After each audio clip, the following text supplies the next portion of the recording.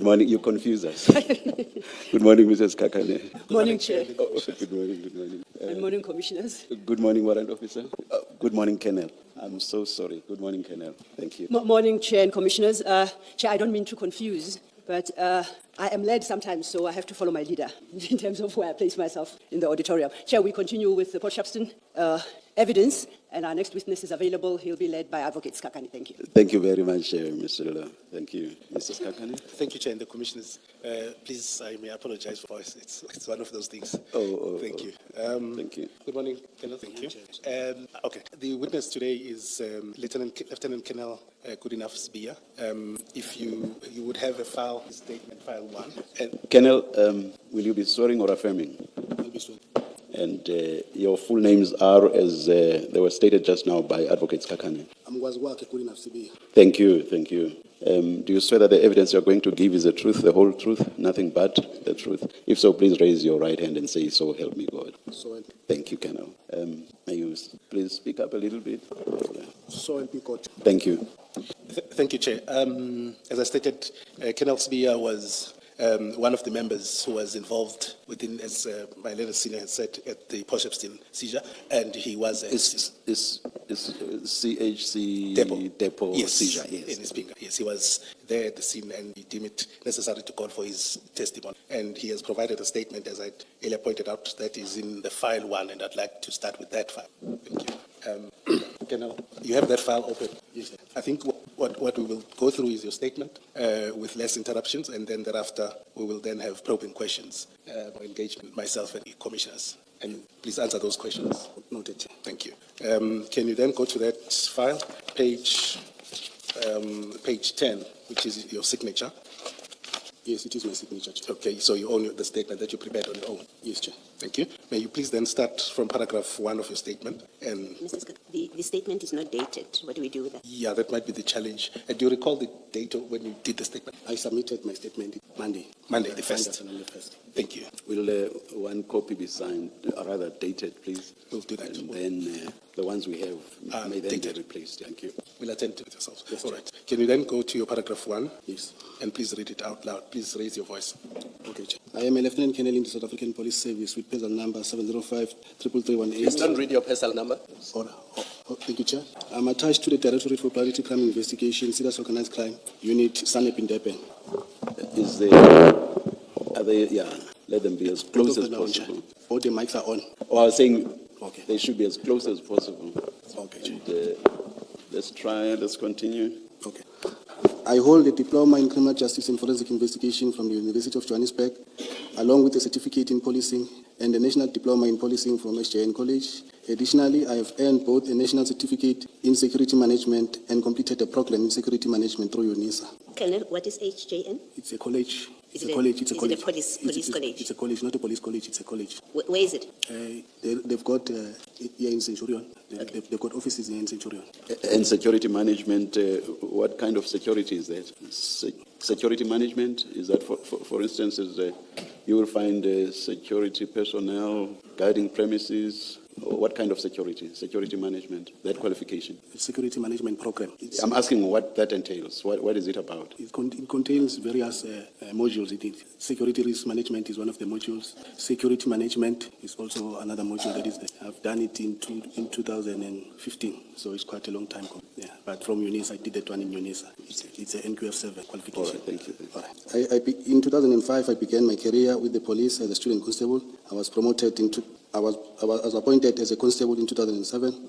On October 1, 2016, I advanced to the rank of a sergeant, and subsequently on November, I was promoted to warrant officer at the DPCI Financial Investigation Unit.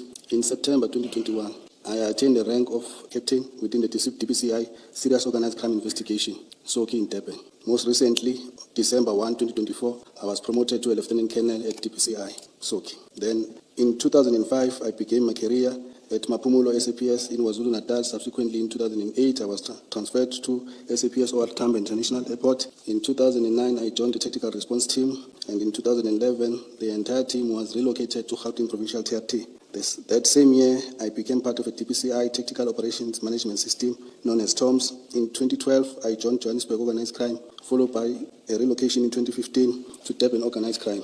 In 2016, I was promoted to DPCI Financial Investigation. In 2020, both myself and Lieutenant Colonel and I temporarily transferred from financial investigation to organized crime as part of a duty arrangement done by provincial management. Sorry, can I just disturb you at this point? Apologies. When you said the duty arrangement was done by provincial management, can you just elaborate who at provincial management was involved in that? Provincial management, it was General Senona, Brigadier Nyuswa, and Colonel Singh. And was there any formalities in respect of that transfer? It is not a transfer per se, it's duty arrangement. Duty arrangements are done regularly in the police. Okay, thank you. Just the very last line where you say in 2020, you skipped that name. Did you do so deliberately or was it inadvertent? Lieutenant Colonel Moodley. Just read that entire sentence then, please. All right, Commissioner. In 2020, both Lieutenant Colonel Moodley and I temporarily transferred from financial investigation organized crime as part of a duty arrangement done by provincial management. Investigation to organized crime. You again skipped the two. Thank you. Okay. Please continue. I think you started. Oh, sorry. Before that, you say you were temporarily transferred from financial investigations to organized crime, and then what happens? You're there for how long, and after that, where do you go? I was transferred from financial investigation to organized crime. While I was at organized crime, I applied for a post and I was promoted. And this is the promotion to where now? Where do you go? To organized crime. I see. Okay, Yes. Thank you. This affidavit is made in response to the notice issued by the Commission in accordance with Rule 3.5 of its rules, dated 15 May 2026.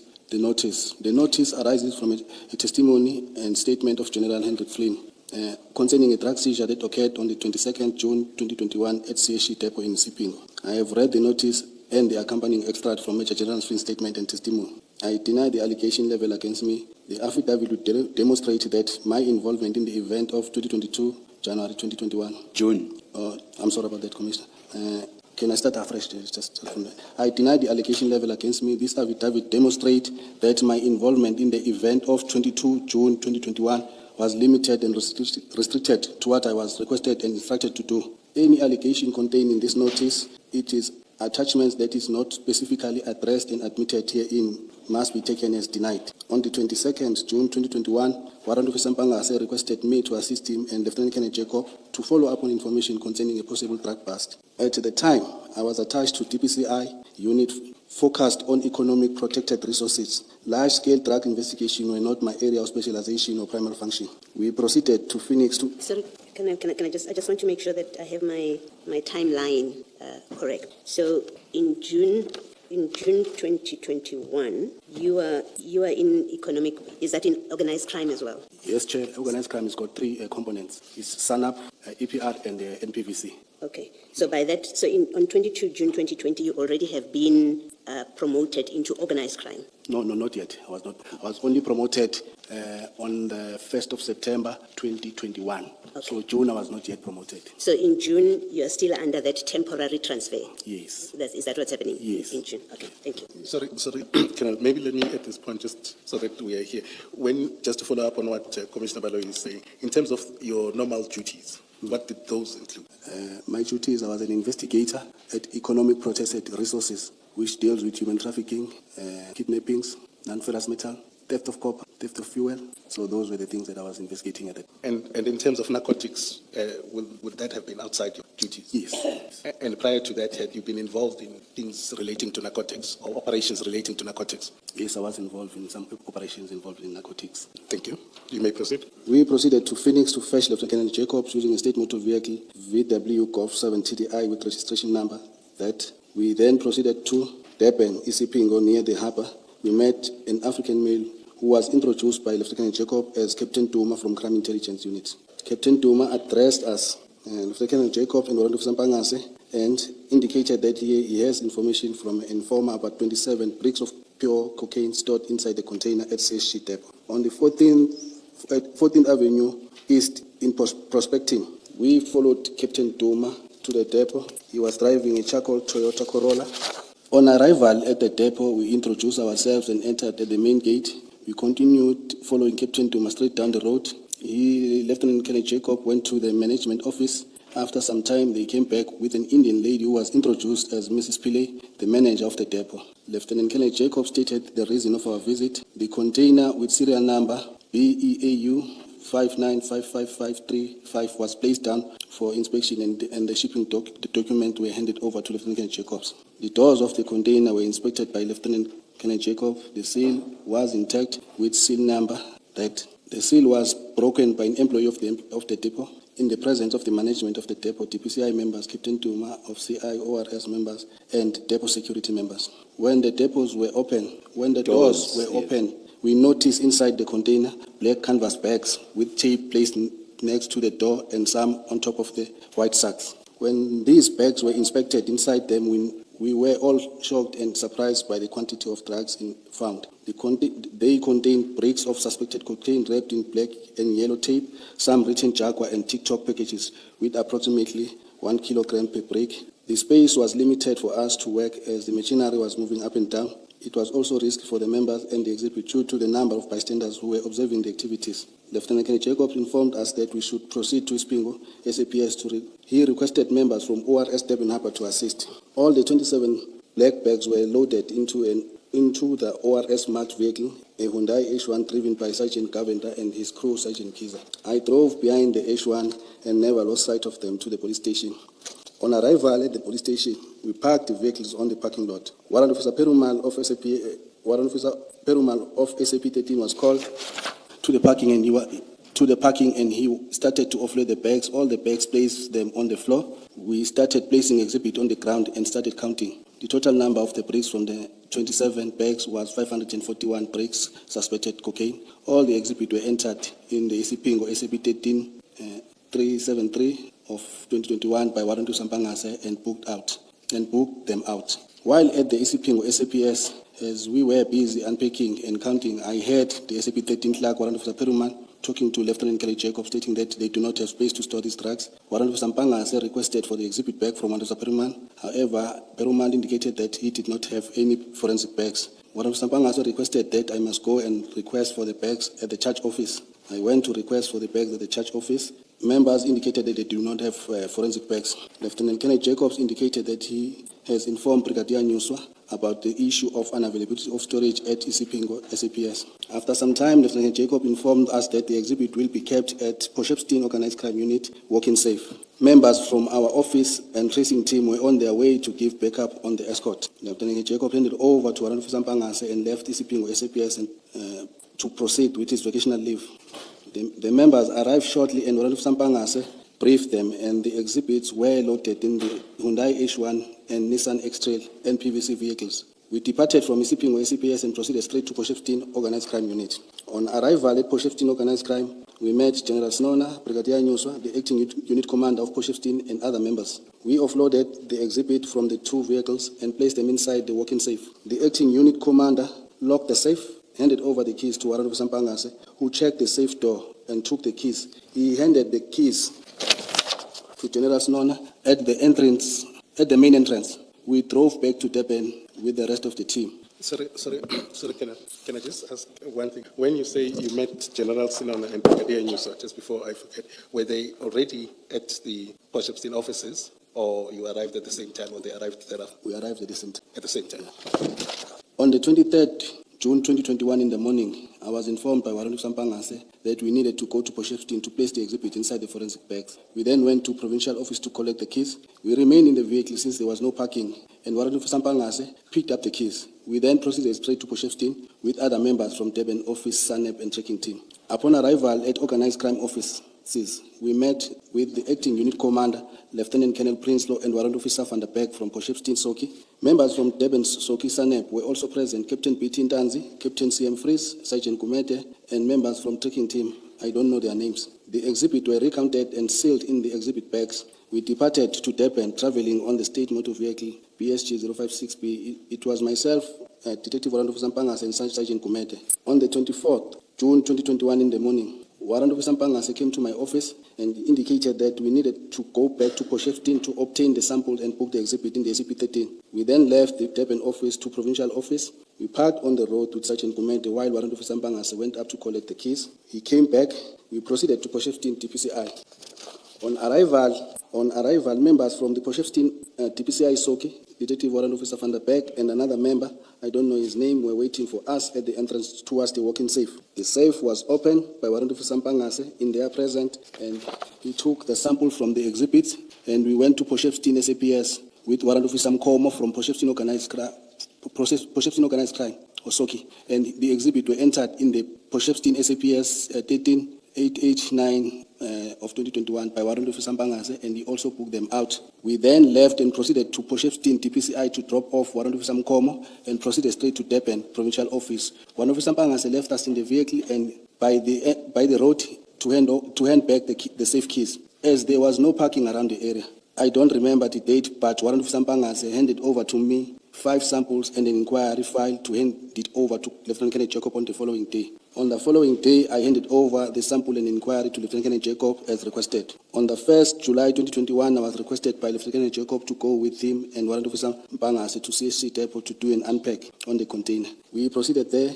We conducted a count of a total of 5,395 bags of 50 kg bags of the main animal feed. This corresponded with the packing list. The container was resealed. The container was released to the clearing agent by Lieutenant Colonel Jacob. Response to the allegation in the notice. I will now respond directly to the specific allegations as set out in the notice. 80 paragraph 1.1.1, failure to cordon off the crime scene. I deny that I failed to cordon off the crime scene. Paragraph 11, 3A of National Instruction 1/2015 places the duty to secure and protect the crime scene by establishing an inner and outer cordon squarely on the first responder. 20.1.3, as stated above, I was not a first responder. Warrant Officer Mpangase received the initial information, and Lieutenant Colonel Jacob, as the senior officer, assumed command. The responsibility to make the initial scene safe and to establish a cordon thereof rested with them, and subsequently with Lieutenant Colonel Jacob as the crime scene commander. I was acting under their command and was never instructed to perform this function, nor it would have been within my mandate to do so without such an instruction. Paragraph 1.1.2, failure to ensure exhibit were properly sealed and labeled. I dare that I failed to ensure that the exhibit were sealed and labeled. Paragraph 14.3c4 of the National Instruction 1/2015 stipulates that the crime scene supervisor from the local criminal record center (LCRC) is responsible for ensuring that all the evidence collected is logged and handled correctly, included being sealed at the crime scene where practically possible. Furthermore, SAPS National Instruction 8 of 2017, Property and Exhibit Management, National Instruction 8 2017 at paragraph 14.8 A7 and 9 requires that drugs be sealed in forensic evidence collection bags and that this must be done in the presence of the suspect. The decision not to process the scene at the CHC depot and consequently not to call the LCC was taken by the crime scene commander, Lieutenant Colonel Jacob, due to the circumstances defined above, on the unusual scene at the depot and the risk thereof. Paragraph 1.3, failure to call the local criminal record center. I deny that I failed to call the RCRC. Paragraph 13.2F of National Instruction 1/2015 is unequivocal. The crime scene commander must take immediate responsibility in requesting that the crime scene examiner from the LCRC attend the crime scene for processing. I was a subordinate officer acting under his command and had no authority to make such a call. Paragraph 1.4, failure to transfer exhibit to the forensic laboratory. 1.1.4, not 1.4. Thank you. Paragraph 1.1.4, failure to transfer the exhibit to the forensics laboratory, FSL. I deny this allegation. My involvement with the exhibit non-existent beyond being present at their discovery. The responsibility for the submission of exhibit to the FSL is clearly delineated in the National Instruction. Delineated in the National Instruction. Paragraph 20.4.2, 15.3F of the National Instruction places the duty on the investigating officer who must ensure submission within 7 working days. Paragraph 20.4.3, similarly, paragraph 8.3 of the National Instruction 8/2017 places the responsibility of the station commander, SAPS, SAP 13 official, and the detective commander. I held none of their designated roles. My mandate did not extend to the handling, storage, registration in the SAP 13 register or subsequently transferred of exhibits. Once the exhibits were removed from the scene under the direction of Lieutenant Colonel Jacob, my involvement ceased as I was the additional member in the scene. The chain of custody and responsibility to transfer to the FSL passed to the investigating officer and the commander of the unit where the exhibit were stored. Paragraph 1.2, participation in a scheme to store exhibit in an unsafe storage to make them vulnerable to theft. I dare this serious allegation in the strongest possible term. Deny. Sorry, What Chair? you said there was I deny. deny, yes. I deny this serious allegation in the strongest possible term. I was not part of any scheme, nor did I engage in any process designed to make the exhibit vulnerable to theft. My conduct was at all time bona fide, authentic. I was following the lawful instruction of senior. The decision which Major General Flynn retrospectively identified as created vulnerability were not my decision. These include the decision not to process the crime scene at the depot, the decision not to call the RCRC, the decision not to store the exhibit at the police station of jurisdiction, namely Sipingwa, and the decision to transport the exhibit to the DPCI premises in Port Shepstone was the senior management decision. The above-mentioned operational decision made solely by the command structure of the scene, namely Lieutenant Jacob and Warrant Officer Bheki. I can confirm that I was present on this scene and give the overwhelming and significant scope of the seizure and the complexity circumstances at the CC depot. I would have processed the crime scene in the comparable manner. My actions were limited, transparent, consistent with the duties of the subordinate officer, mainly providing support and manpower. There is no factual basis to suggest I was a party to the design or coincided that Major General Flynn alleges. I wish to inform the Commission of my strong commitment to policing. Having served diligently in the force for the past 2 decades with pride, I categorically state that I was not involved in the theft of these exhibits. Additionally, at the time of the incident, I was attending training at SAPS PAL Academy in Western Cape. The course commenced on the 17th October 2021 to the 3rd of December.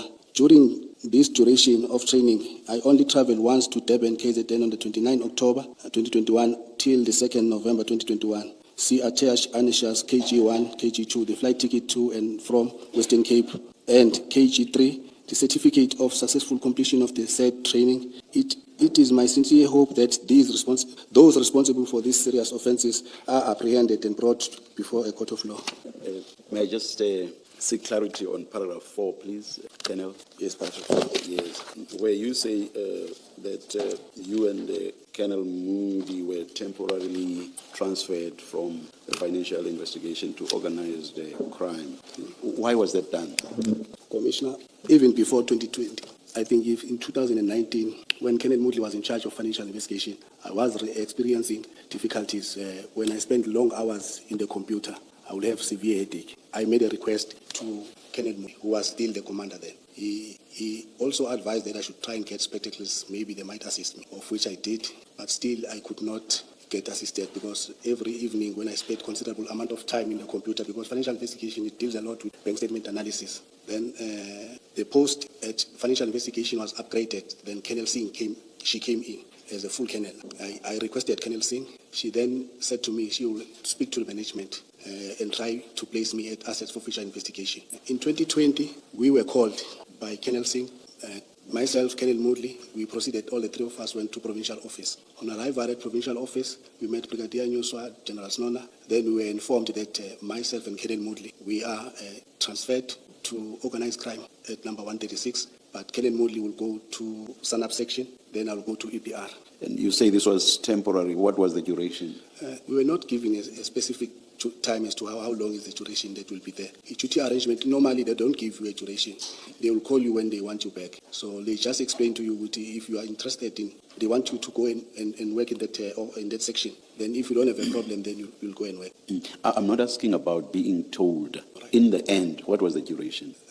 For me, I think it was when I was told up until I was promoted. When I was promoted, then I had to take up my post at organized crime, but at a different section, not EPR, at SAPS section. And how long had all of this taken from the time you were told? Up to the time of your promotion, how long had it taken from the time you were told? I'm not too sure, Commissioner, but I was informed in 2020. I can't recall exactly as to which month. Okay. Yes. All right. Up until September 1st when I was promoted. Just clarify something that you said. You said something about before EPR you were at SANEP. Can you just explain when do you become part of SANEP? I didn't say before EPR I was at SANEP. I might have misheard you. Yeah. My question is when did you become a member of SANEP? Yes. I was promoted to SANEP in September, 1st of September. I was promoted to SANEP, 2021. Before you were promoted to SANEP, yes, you were acting, you were in that temporary transfer Yes. before you were promoted to SANEP. Yes. And where were you in that period when you were in temporary placement? Economic Protected Resources. That's where you were? Yeah, in Okay. the same office at Organised Crime. Thank you. Colonel, let's go back to my focus is paragraph 19 of your statement, but I want to start at paragraph 18 just to clarify the sequence. Yes. Maybe let's start at 17. You see, at paragraph 17 is the 24th of June. Yes. In the morning, Mpangase comes to your office, says you have to go to Port Shepstone to get the samples. And then paragraph 18, you deal with you arriving at Port Shepstone to get the samples. The samples were obtained. And then when we get to paragraph 19, which is really the focus of my question, you can leave out the first sentence, but it's about handing over the 5 samples or the 5 exhibits to Colonel Jacob. And that has to be done the following day. I'm assuming the following day is now the 25th of June? No, these are totally different instances. It cannot be the 25th of June. It was after we went to Port Shepstone. Yes. And then I think it was maybe before the first.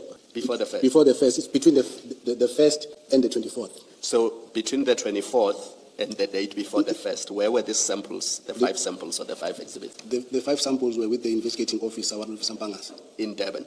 Yes, in Durban. And then on the first, you say you then gave the samples to Colonel Jacob. Not on the first, Commissioner. I'm not too sure of the date, but it should be. I'm saying between the 1st and the 26th, Yes. because it was not on the 25th and 26th. It was a weekend. Yeah. Between the 26th and the 1st. So when you gave the samples to Colonel Jacobs, was it already in July? Was it already in July, or was it still in June? It was still in June. And it was before we went for inspection of the container. Before you went, because the inspection, we know it was in July. Yeah. I just wanted to understand, where was Colonel Jacob? Was he back from leave, or did you go to his house to give him these samples? No, Warrant Officer Bheki came to my office. Yes. It was late in the afternoon. He says to me, tomorrow he won't be in the office in the morning. So he wants me to hand over these 5 samples and inquiry to Colonel Jacob. Then I took possession of the sample and the inquiry, put them in my steel cabinet. The following day, when we reported for duty, Colonel Jacob was present. Oh, so this all happens in the office? Yeah, in the Okay. office. Then the following day, I handed over the inquiry and the samples. Okay, I just wanted to clarify the timeline because you moved from the 24th, then you said the following day, so I got confused there. I said that I don't remember the date. Yeah, no, that now I understand. Okay. Yes, thank you. Thank you. I just want to start maybe at the end so that it's paragraph 20.4 of your statement. Yes. At page 8. Yes. You say that your involvement with the exhibit was non-existent beyond being present at their discovery. Yes. And that would have been the 22nd. 20.4, you said, Mr. 20.4, yes. Yes. So, can you just speak louder? That's what I let it say. Can you raise your voice? Okay. Into the mic. I don't know if you can pull them closer. Okay. Please, Yes. please repeat your question, Chair. So, at 20.4 of your statement, you say basically, second sentence, my involvement with the exhibits was non-existent beyond being present at their discovery. And that would have been the 22nd. No, I think maybe I made an error there, Chair, because I also handled the exhibit on the 23rd and the 24th. I handled the exhibit. I think we need to amend there to say the exhibit, I handled them on the 22nd, the 23rd, and the 24th. Thank you. Yeah, that was confusing me a bit. Or the sentence could simply be deleted altogether. Do you lose anything if that sentence is deleted? Let's delete it, Chair. We can delete it. Right. So, I just... Sorry, Mr. Skakani, we're still trying to understand what that deletion means. Thank you, Mrs. Please continue. Okay. I just wanted to check with the confusion that might be. When would you say was the last time you interacted with the exhibits or you handled the exhibits? Chair, it will be on the 24th when Warrant Officer Bheki was taking sample from the exhibit. I was inside the safe. Thank you. Perhaps that could assist with the clarity. Then the next thing before we go back is your 20.7. Yes. That's page 9. You say your conduct was at all times bona fide and authentic, and you say I was following the lawful instructions of senior. Now, and then you go on to say the decision not to process the scene and the decision not to call LCRC, and it goes on further. Now, would you say that those decisions were lawful? Would you maintain that the conduct of Warrant Officer Bheki and Jacob in relation to the scene were in accordance with the national instruction? They were not according to the national instruction. And would it be that their instructions to you, perhaps, would it then still be lawful? They never instructed me to call LCRC, or he just made a decision not to call the LCRC. No, I'm saying you were following the lawful instructions of a senior in relation to the scene. Is it unrelated to the subparagraph 20.7.1 up to 20.7.4? Do you want to stick to lawful? Do you want to stick to lawful? I'm talking about the decision or the instruction that were given to me. Everything I did was as per instruction. Firstly was to take photos, to load the exhibit in the car, to drive to SPING or SAPS to count the exhibit, and the exhibit were not entered by me at the SAP 13, they were entered by the investigating officer. I think, as I understand it, the operative word in Mr. Skakane's question is lawful. I was following the lawful instructions of my senior. So I think he wants to know whether you insist that all the instructions that you followed were lawful. Do you want to stick to lawful? I think that's the essence of the question, Mr. Skakane. Yes, that's all. At that point in time, Chair, they were lawful at that point in time. All right, Mr. Skakane. And would you maintain that, in hindsight, would you still be of the same view? With the experience that I have now, being the team leader of SANAP, I would say maybe some of the decision I would have done. And I'm saying the instructions and what happened was, would you say now with benefit of hindsight, and I mean you've quoted the national instruction, and I don't want us to go there and have a debate about that, would you say that those decisions that were taken and the instructions were lawful, that were done by Colonel Jacob and Warrant Officer Bheki? No. Thank you. Can we just go to the beginning of your statement?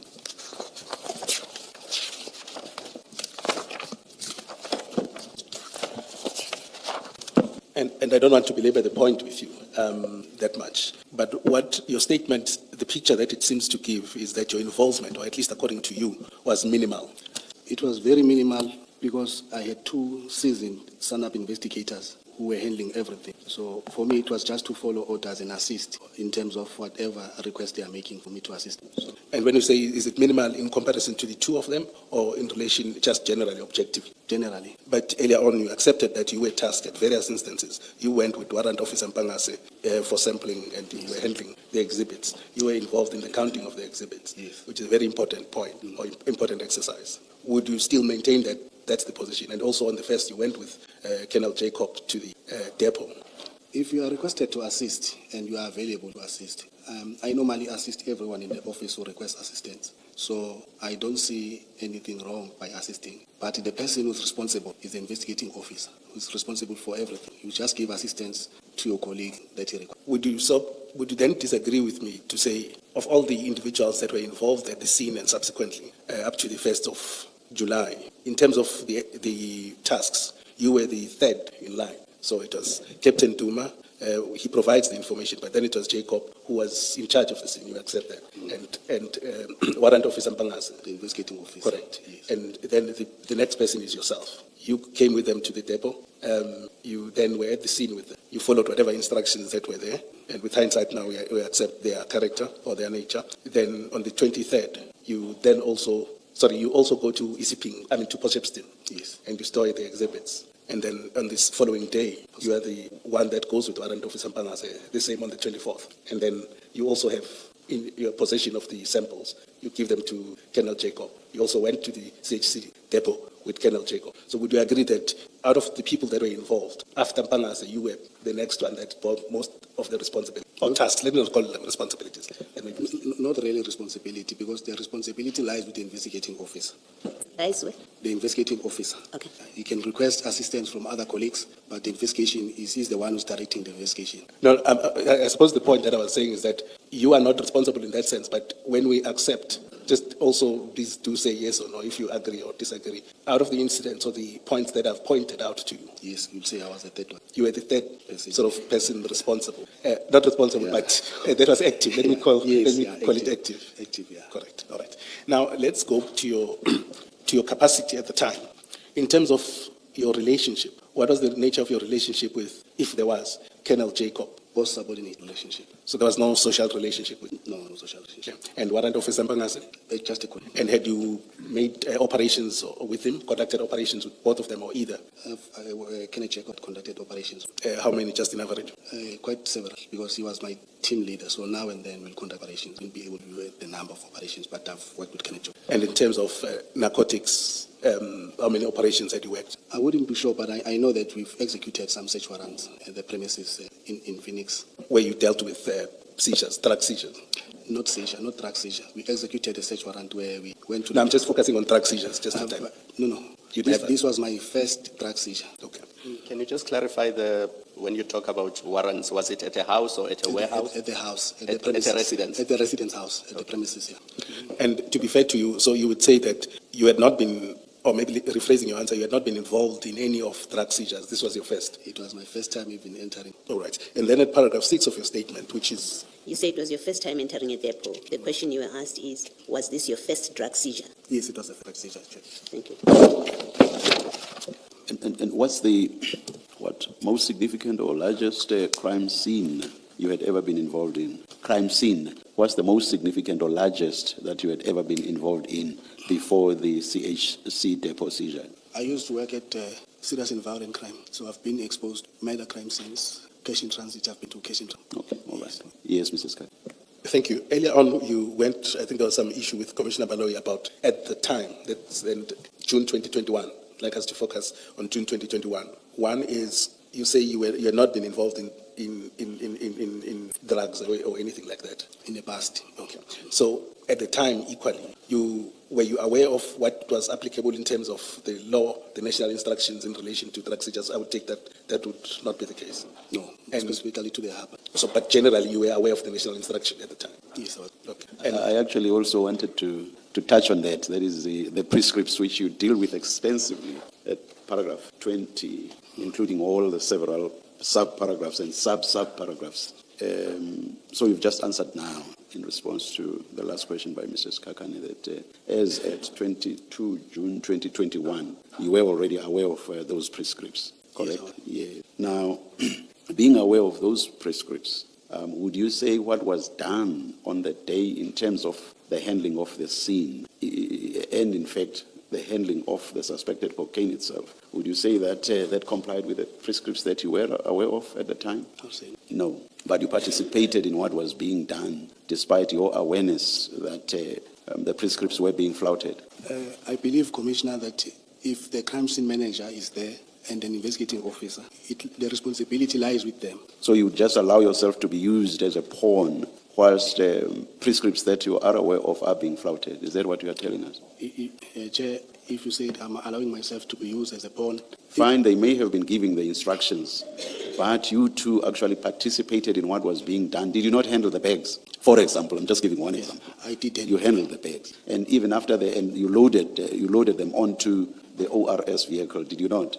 I did. And you drove following the ORS vehicle, not so? Yes, I did. And on arrival at the Isipingo police station, you also assisted, I assume, with the offloading of the bags. Yes, I did, Chair. You also assisted with the counting of the bags. You also assisted with the counting of the contents of the bags, yes, correct? Chair. And all of this being done at variance with or not in accordance with the prescripts of which you were aware, correct? Yes, correct. Yes. So what I'm saying is you allow yourself to be so instructed and to then participate in this manner whilst you were aware that applicable prescripts were being flouted.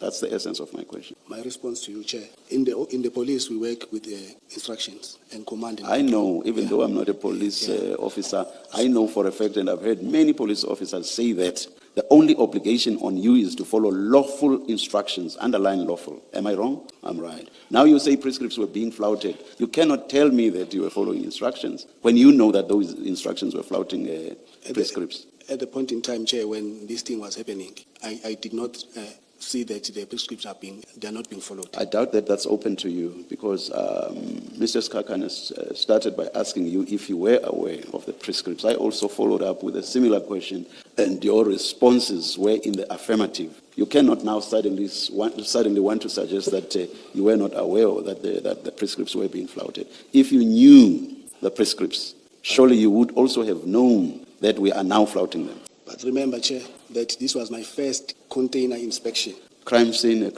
a crime scene.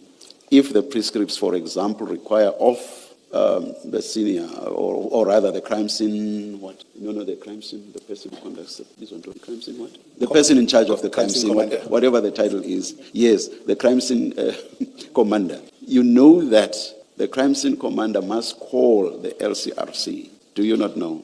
I know. You know. And do you know the importance of that? I will tell you. The importance of that is for the LCRC to be able to take DNA, if there is any, or uplift DNA the LCRC also to uplift fingerprints if there are any. The LCRC to also take photographs. They do all of these in accordance with the expertise they have, which is not necessarily expertise that is available throughout SAPS. Am I correct? You're correct, Chair. That was not done. I was instructed to take photos, Chair. But where I am, but where I am is, were you not aware that that was necessary? That is to call the SR, you've already said you were aware that they had to be called, correct? And once they are not called, you immediately put at risk the function of the uplifting of DNA, fingerprints. Will you still say that you were not aware that the prescripts were being flouted? One, you knew that the LCRC had to be called. It had not been called.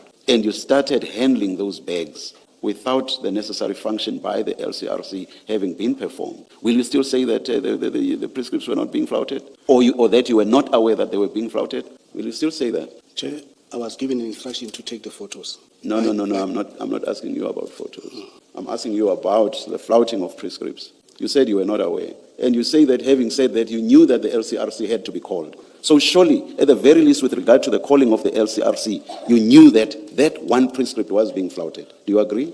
I don't agree, Chair. Why not? Because operationally, the commander can make an operational decision and flout the prescript. I like your use of flout. Yes. Yeah, he can make an operational decision based or under the circumstances that he can explain why he had to make such a decision. And there was any explanation made to you or given to you? No, I was not given any instruction. So if you were not, if that was not given to you, you cannot, as you sit there, say that he did not flout. You do not know. At best for you, you do not know. Do you agree? I think, Chair, the crime scene manager will be able to give a reason as to why he didn't call. No. It was not my duty. I'm asking you because you state categorically that they were not flouted. So I'm saying, and you say the reason is because the commander may, I'll just loosely say, in the exercise of their discretion, decide not to follow the prescript strictly. But you've categorically said that they were not flouted. So what I'm saying is, as you sit there, and because you say you were not, or rather no explanation was given to you, so as you sit there, can you say that they were not flouted? Because you do not know what informed the decision or decisions that were taken. So as you sit there, can you say they were not flouted? Because you do not know what informed the decision. Now, with the experience that I have now, I can say yes, they were flouted. But then when this thing was happening on the 22nd, I did not see anything wrong with the decision that was made by Kenneth Jacob. Right. You saw nothing wrong with handling those bags and moving them from the container into the motor vehicles and doing the same from the container, from the depot, and doing the same thing at Isipingo. Are you saying you saw nothing wrong in the handling, or that you individuals are holding these exhibits or these bags and therefore corrupting whatever DNA and fingerprint material would have been on the bags? You say you saw nothing wrong with that? I think, Chair, what is most important is firstly the safety of the exhibits. No, I'm not asking you about the safety of the exhibits. I'm asking you on the back of an answer you've given to the chairperson. I'm asking you that, am I understanding you correct, and do you want to repeat that answer as your position, that you saw nothing wrong being done in you taking those bags in your hands, you and the others, putting them onto the ORS vehicle, transporting them to Isipingo, handling them again in the way that you did when you got to Isipingo, the bags and the bricks of suspected cocaine? You say that handling, and when I say handling, I mean putting your hands and fingerprints and whatever is on your bodies onto exhibits where the LCRC has not attempted to uplift fingerprints to get DNA. You say there was nothing wrong in that handling, that way of handling things. We were using protective clothing gloves, Chair. So you're saying you did not corrupt DNA, you did not corrupt fingerprints in your handling of these?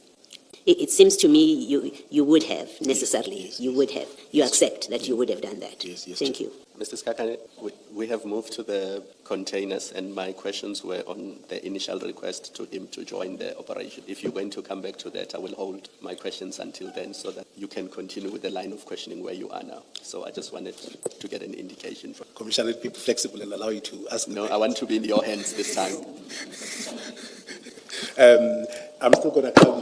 I was just going to come there on that issue. Let me do that then. Warrant Officer, you said to the Chair and to Commissioner Baloyi that this was your first container inspection, correct? Yes, yes. And that, just looking at paragraph 6 of your statement, that at the time you were dealing with economic protected resources. So large-scale drug investigations were not your area of specialization or primary function. So on the morning of the 22nd of June 2021, when you are suddenly asked by Mpangase to come and assist to follow up in a possible drug bust, as you say in paragraph 6 of your statement, did you not find that curious and ask yourself, why are you asking me and not other members of the DPCI who often deal with drug bust and drug operations? Why me? I don't know anything about this. I didn't, Chair. You did it, you asked them. I'm still responding. Yes. Chair. No, I wanted to make sure I heard you correctly.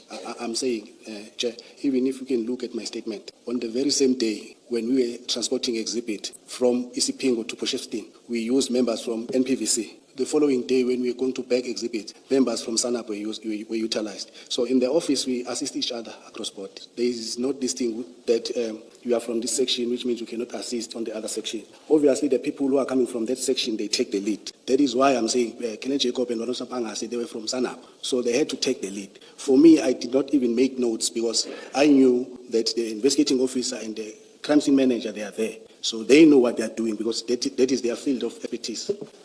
But did you not ask why they chose you and not other members of the team who have expertise? Because you said to the Chair now, while you were there, you were asked to take photos. Yes. Now, most of the affidavits from LCRC people that I have seen, they are qualified in crime scene management. And they even have qualifications as far as taking photos at the crime scene are concerned. Because the location of containers, yesterday we were talking to Colonel Jacob, and he was explaining the scene, but there were no photos in front of us explaining the distance between where the container was and the cars that were moving around, and they hindered the ability to count the bags there next to the container. Now, if you say you are the person who was tasked with taking the photos at a drug bust, and you have no experience clearly in doing that, was that not curious to you that you may not do things correctly because you are simply not experienced when it comes to going to depots and taking photos or handling exhibits at a drug bust? I was taking photos. Gavin Jacob was also taking photos. So It was also his first time at a depot, by the way. I didn't know that, Chair. That's why we don't have clear photos as we are sitting here. But my question is this. You knew yourself that you had never handled drug bust. You had never been to a depot. So when you get asked for assistance, was it not curious? I mean, why do you ask me? Why not other members who have more experience in this Chair. field? No, Chair. In our office, when the information comes in and there is a person from that section, you assist. When you are at the crime scene, they will provide guidance, regardless of rank. If a person, the information is based on drugs and there are drug members there, then they will take the lead, but the other member will provide backup and assistance. They will be getting directives from those that are responsible, that section that is responsible. And Sibiya, I'm not faulting you for this, just so that you are clear. But the impression I get, based on what your two senior colleagues had done, is that they deliberately chose somebody who is clueless about these types of matters so that you wouldn't question them even when they are doing something improper. What is your comment, if you have any? I wouldn't know. I trusted that they are there as experienced people. They will know what to do. I avail myself. If the people saying there's a drug bust, then everybody will need to get these drugs off the street. I was there. But is it fair to say if they were doing something wrong, you wouldn't be able to question them because you also didn't know how a drug bust gets handled? Yes. That is fair. It's fair. Thank you. Can I just check something that you said in your answer to Commissioner Kumalo? You say you did not take any notes because you were there to assist. Do you not carry a diary, a pocketbook? My understanding of evidence so far is that every police officer has a pocketbook or at somewhere where they record what they do, where they are, where they went, and what they did.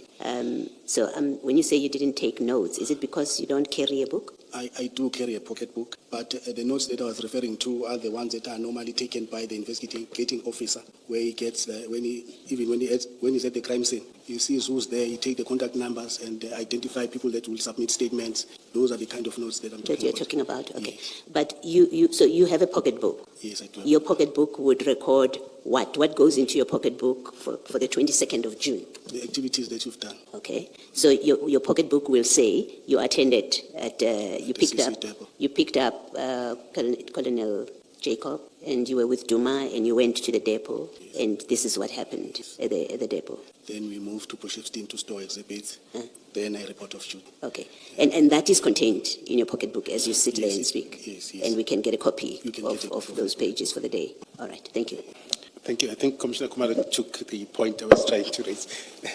And I want, but I just want to emphasize one thing maybe, or question, in light of our earlier discussion, or in light of the discussion we also had with Chair. What seems to be the case, or the picture that comes out, is that you didn't know or the prescripts at the time how things are functioning, so you wouldn't know a lot of things that would have to be complied with at the drug bust seizures. You wouldn't know anything about sampling equally. Yes. And you wouldn't know anything about valuing destructions and the types of, or the grades of the exhibits. So that wouldn't be, and with that in mind and with hindsight, and literally it's following what Commissioner Kumalo was pointing out, with hindsight, do you not think that you were being put into a situation deliberately so that you are unable to question, as he said, Colonel Jacobs? That is not only on the 22nd, but that's also the 23rd, the 24th, and they also let you handle the samples,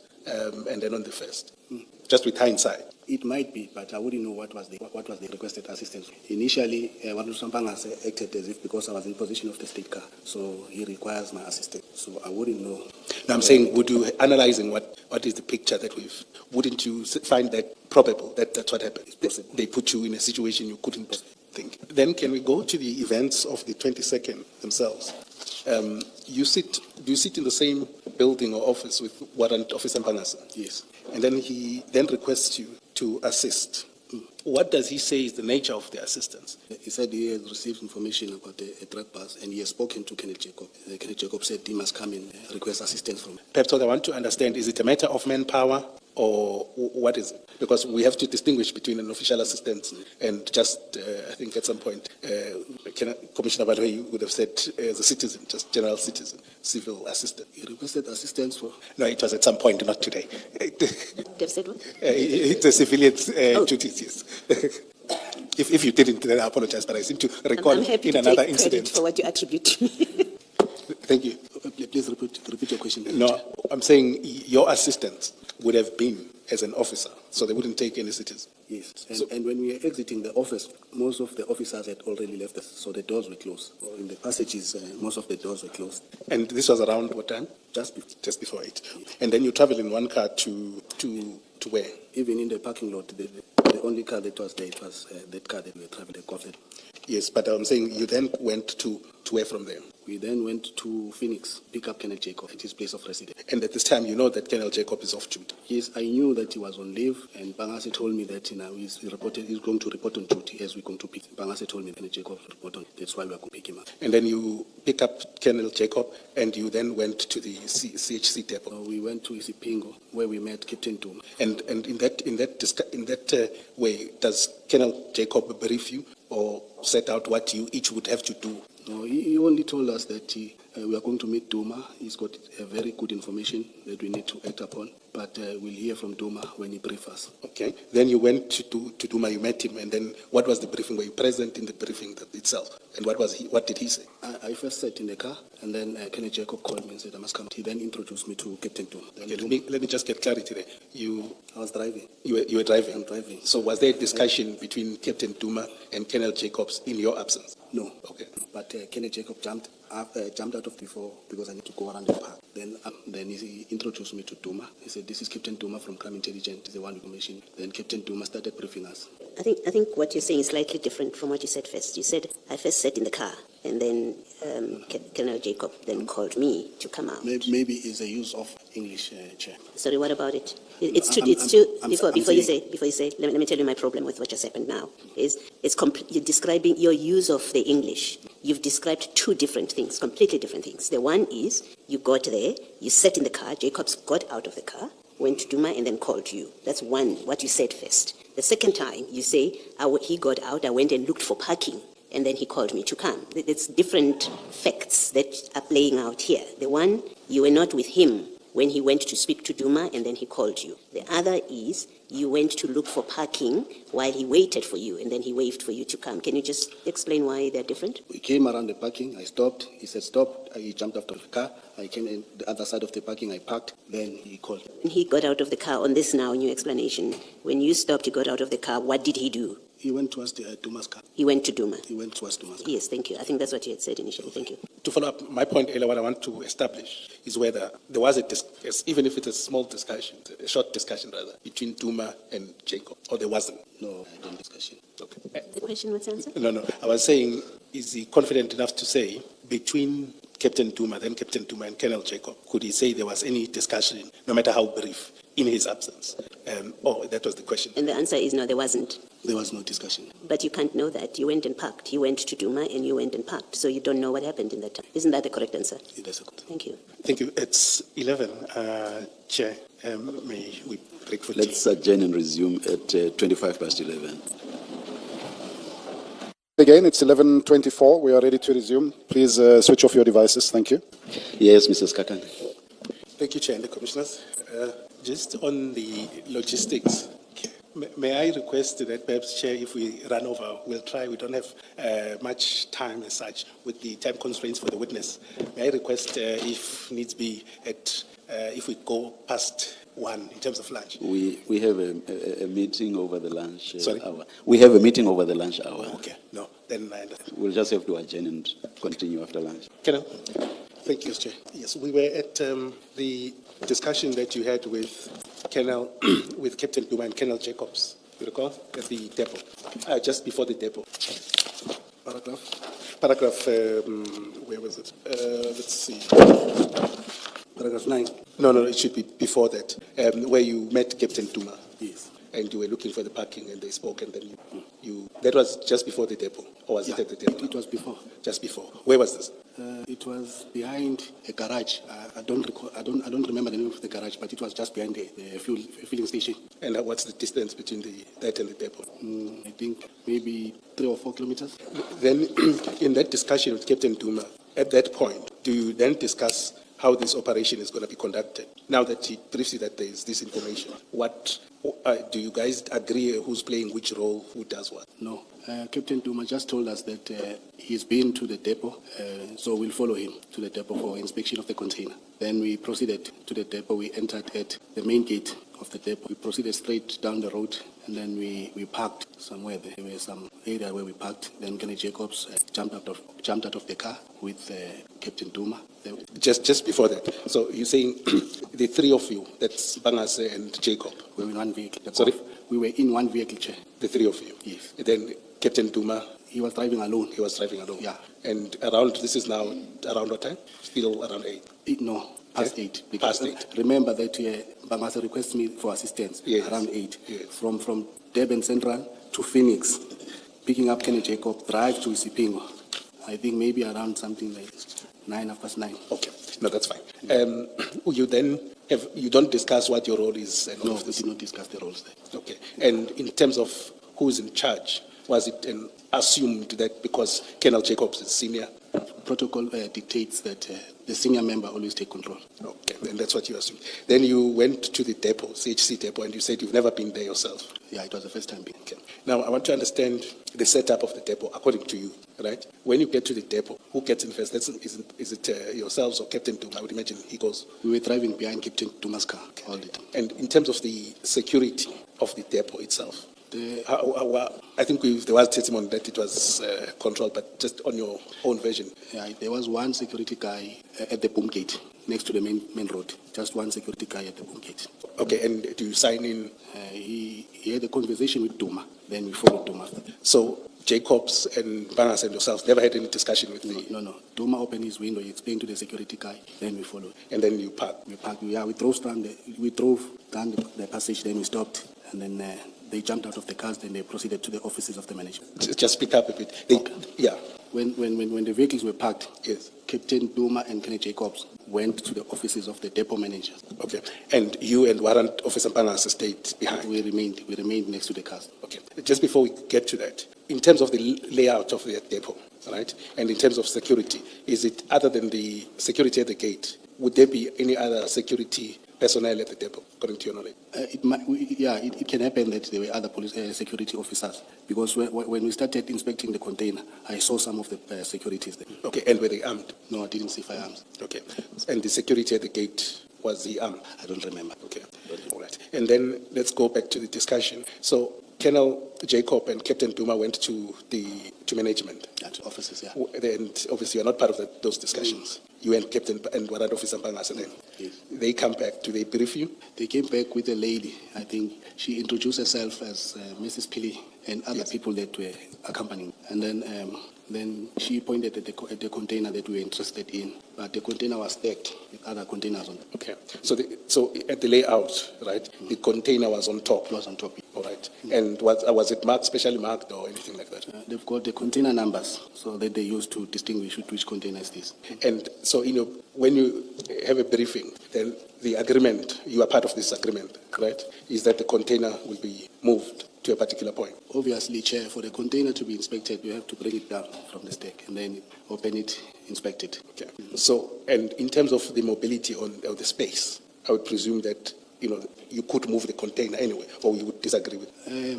After the other containers were moved for them to be able to reach that container that we were looking for, then the space was not there. So within the depot, you wouldn't be able to move it anywhere, the container? I wouldn't know, because the containers are stacked to maybe even more than 6 meters high. So, but where we were, there was no space. Maybe let me ask the question differently. Colonel Jacob said that, and I think this was on the first day he gave his testimony, he said that the container you wanted to search could have been moved from where it was, where you believed, or he believed, there were impediments to a proper search and even a proper conduct of what needs to be done at a crime scene. And that as a result, or rather he said, the container could be moved to another spot within the depot, another spot at which the search and seizure could then be conducted properly without any hindrance. I'm sure you would not dispute that. I want to respond, Chair. All right. Remember, Chair, myself and Bangase, we remained in the parking. And then they went around. So they would have seen... maybe they might have seen the space where maybe the So container... you are not in a position to dispute what he said? No, I'm not in a position to dispute. Thank you. Yes. So it's those things. I think. Thank you, Chair. It was that. I think in his testimony he later did say that it could have been moved. But what that forces me to ask then is, when you say it couldn't, would you still maintain that now? According to my observation. No, I'm saying now. If he said so, then it could. Maybe it could have been moved. If maybe there's a space that he saw that I didn't see. Yes. Okay. But we drove down from the gate. There's a long fence along our left-hand side, and then these containers here. Then we parked at the bottom there. So from that area, there was no area for a container to be searched. But because they went around to the management offices, maybe they were able to identify other places that they could have placed the container. Okay. So perhaps just to be fair to you, I just want to ask it in a different way. It's the same answer, is that from where you were sitting at the time, yes, and your answer must be understood in the context that at the time, you did not necessarily understand the layout and whether there could have been elsewhere. Can I just check on this? You've just said that there was no, from where the container was parked and what you saw in terms of space, there was no area to work where you could have conducted the search. In your statement, you say the space was limited for us to work as the machinery was moving up and down. That's your explanation. If the machinery was not moving up and down, at least that's what the statement suggests, that if there was no machinery moving up and down, you could have worked there. That's what this is conveying. No, Chair, even in between the containers, the space was very minimal. For us to be able to lay all the bags, it was going to be very difficult for us to move within the container. Sorry, explain. The containers would have been lined up, right? I think that's how I understood the evidence, that you had containers lined up. Yes. And then yours is one of them, and the door is open.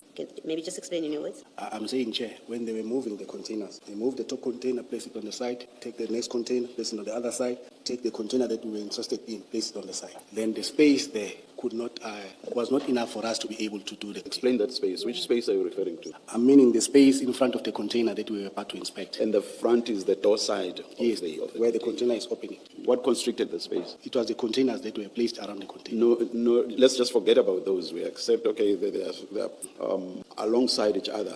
Let's forget about that space. tell us about the rest of the space. Tell us about I'm the not rest of getting the you, space. Chair, if you are saying I must forget about the containers and tell you. We've heard. I don't mean that becomes irrelevant. No, I'm saying we've fine. Thanks, Colonel. We've heard about that. The fact of the containers. Let me use parked alongside each other. We've heard about that. Now tell us about the rest of the space. The machinery also was moving. Where exactly was the machinery moving? Picking up containers from the other side of the depot, and there were also other people conducting inspections. But in relation to the space that you wanted, you would otherwise have used, where was the machinery moving? Next to the containers. Where's next? I don't understand, sir, if you say where's next. There's behind, there are sides, there's everything else. You were there, you know it Behind better and than in front of the containers. I think Commissioner Kumalo is going to try and Maybe why don't clarity you, for us. why don't you please put up that picture we saw yesterday where we have a few containers alongside each other. Just while they are checking that, where are the photos of the scene that you took? I forwarded all the photos to Colonel Jacobs. He printed the photos and then put them in the inquiry file. Now, you see the pictures? Yes, I can see the You see the picture. pictures? I can see the picture, Chair. Yeah. Would the one that, or was the one you were to search, was it somewhere in the middle or was it to the side? I don't recall, Chair. Okay. Now, if you are able to, looking at this picture, where would the machinery, or where was the machinery moving? You know, Chair, when you're looking at the picture, the machinery will be moving in front to the other side of the container. That side, In front of the door, then we'll be moving to that other side. right across The where front the of doors picture, are. yes. And how far would that be from the container itself, or how far was that from the container itself? I keep using wood as if this was hypothetical. How far were these, or how far was the machinery from the containers or the doors of the containers? If the machinery is supposed to leave, And please estimate in meters. I'm sure as a police officer you are able to do that. I'm trying to respond, Chair. I'm sorry if I sounded impatient. Sorry. So I'm saying, Chair, if the machinery is about to pick up the container, it will come very close to the container. But if it's moving in front of the container to lift other containers on the side, maybe it can have a distance. Oh, so you are saying the containers that were with the one you wanted to search, some of them were being moved as you were there. Some of those that were already lined up together with the one you wanted to search. You are saying some of those were being moved as you were there, wanting to conduct the search. Not necessarily the ones that were next to the one that we were about to search, but the movement of the machinery was happening. In that case, I don't understand the relevance then of, rather, I don't understand why you would refer to these, the machinery in relation to these containers. I don't understand. If they were moving other containers, not the ones alongside the one you wanted to search. They were moving other containers, passing the ones that we were interested in searching. Coming to pick up the one they wanted to, the one that was to be moved, or the ones that were to be moved, or coming from and already carrying the container. We're trying to get a picture of the impediments or hindrances. And right now, you've not explained this in a manner that we understand. Let me tell you what we were told by Colonel Jacob. We did not want upfront to tell you because I thought maybe your explanation would tie in with what he told us. The only hindrance in terms of movement that he told us about was that there was movement behind you, 2 meters behind you. He never said anything that suggests that there was movement of machinery right next to the containers, with containers being picked up. Well, maybe he did not necessarily mean that containers were not being picked up, but he said this was behind you, 2 meters from the containers. Would you confirm that that was so, or would you rather say he's mistaken? Chair, for me, I saw some of the machinery moving in front of the containers. I want you to just confirm or dispute what I've just put to you, which is what he said. That is, there was movement behind you as you are facing the containers, and that this was 2 meters from the doors of the containers. Thank you for... So you are between the movement and the doors of the containers. Thank you for clarifying that now. Would When you we are facing the container, Yes. I was thinking of the back of the container. No. Okay. So would you confirm that? Yes, sir. That was the case. This was the case. All right. Yeah. I think for the record, it's very important, Advocate Skakane, to be fair to this witness. And I know Advocate Sillo is sitting next to you. She can confirm if I'm correct or not. The photo we are looking at is not... It's the one of the 1,000 kg bust a month later. So this scene is not the scene where the CDH depot incident in June happened. Commissioner Kumalo, I confirm it was pulled up yesterday and for demonstration purposes to deal with the point Colonel Jacob was making about what he meant by the sides of the container. That definitely I confirm does not relate to this particular seizure. It's I in was, the, I was looking at his facial expression. oh, you didn't recognize And that. his facial no. expression was, they are tricking me. This can't be the container. So I have Just to for be the fair to him. demonstration purposes. Apologies. yes. No, Apologies. thank you very much, Chair, because even those containers, they are not stacked. That is why I'm wondering now, where did you get this picture? Apologies, Colonel, because I'm the one who asked for this to be put up. I should have said it's purely for illustrative purposes. I apologize. Advocate Silo, while we are on this point, I think it's important that Colonel Jacob provides those photos that the Colonel says were taken and given to him, and they were filed somewhere. Because some of the explanations he has given will require that we look at those photos. We have two options. There are photos of the scene regarding this particular seizure in the files, but I don't seem to recall a photograph that depicts precisely what the Colonel is saying. The best we can do for now is to go into the investigation files and the inquiry files. Those are our formal source documents to see if we can extract all the pictures available there. If not, then we'll have to turn to Colonel Jacob and request him to provide such photographs as have not been submitted through the inquiry file or the investigation document. Thank you. The transcription does not capture the facial expression, but you should have seen it, and that bothered me. Further, it could always draw the expression in the transcript. Thank you, Commissioner. So in addition to apologizing to the Colonel for the confusion, I should thank my co-commissioner, Commissioner Kumalo. Can I then go back to my question?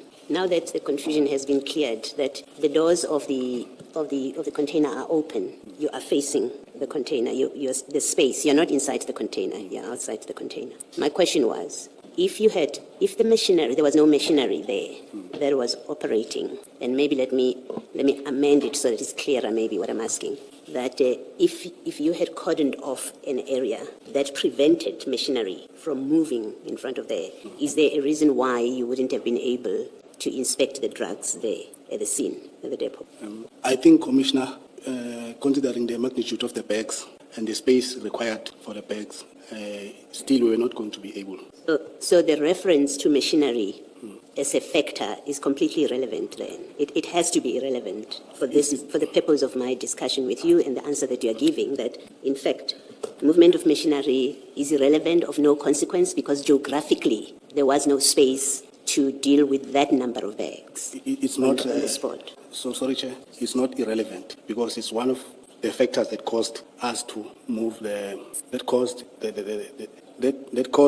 Kenny Jacob to move the crime scene. The reason I'm saying it's irrelevant is if I accept your answer, as your explanation of that space, I'm saying it wouldn't matter that there was machinery or not, because on your version, the space anyway wasn't there for you to do this search there and then, where you in front of the container.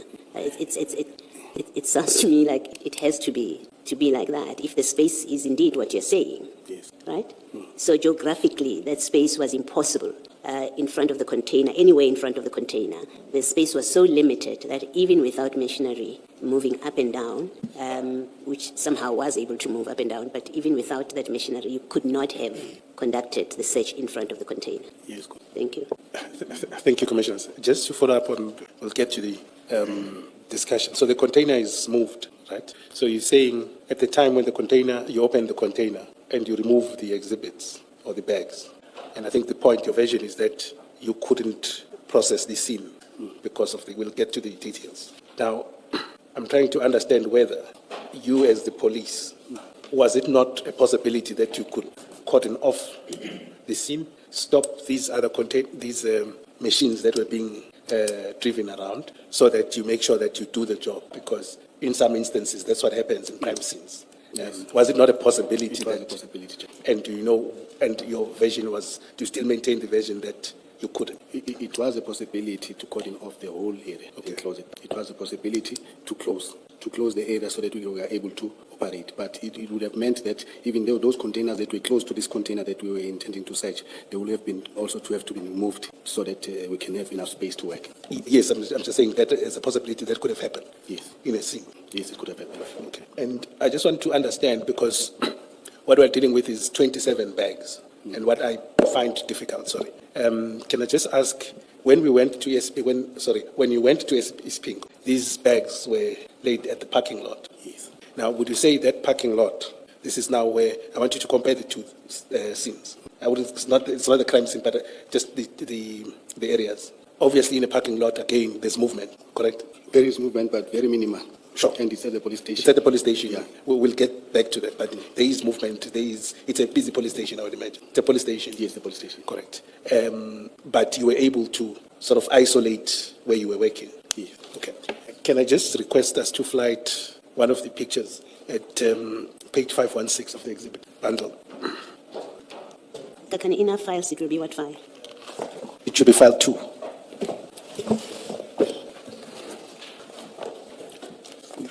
CJC? CJC 242, but I'm interested in pages 516 onwards.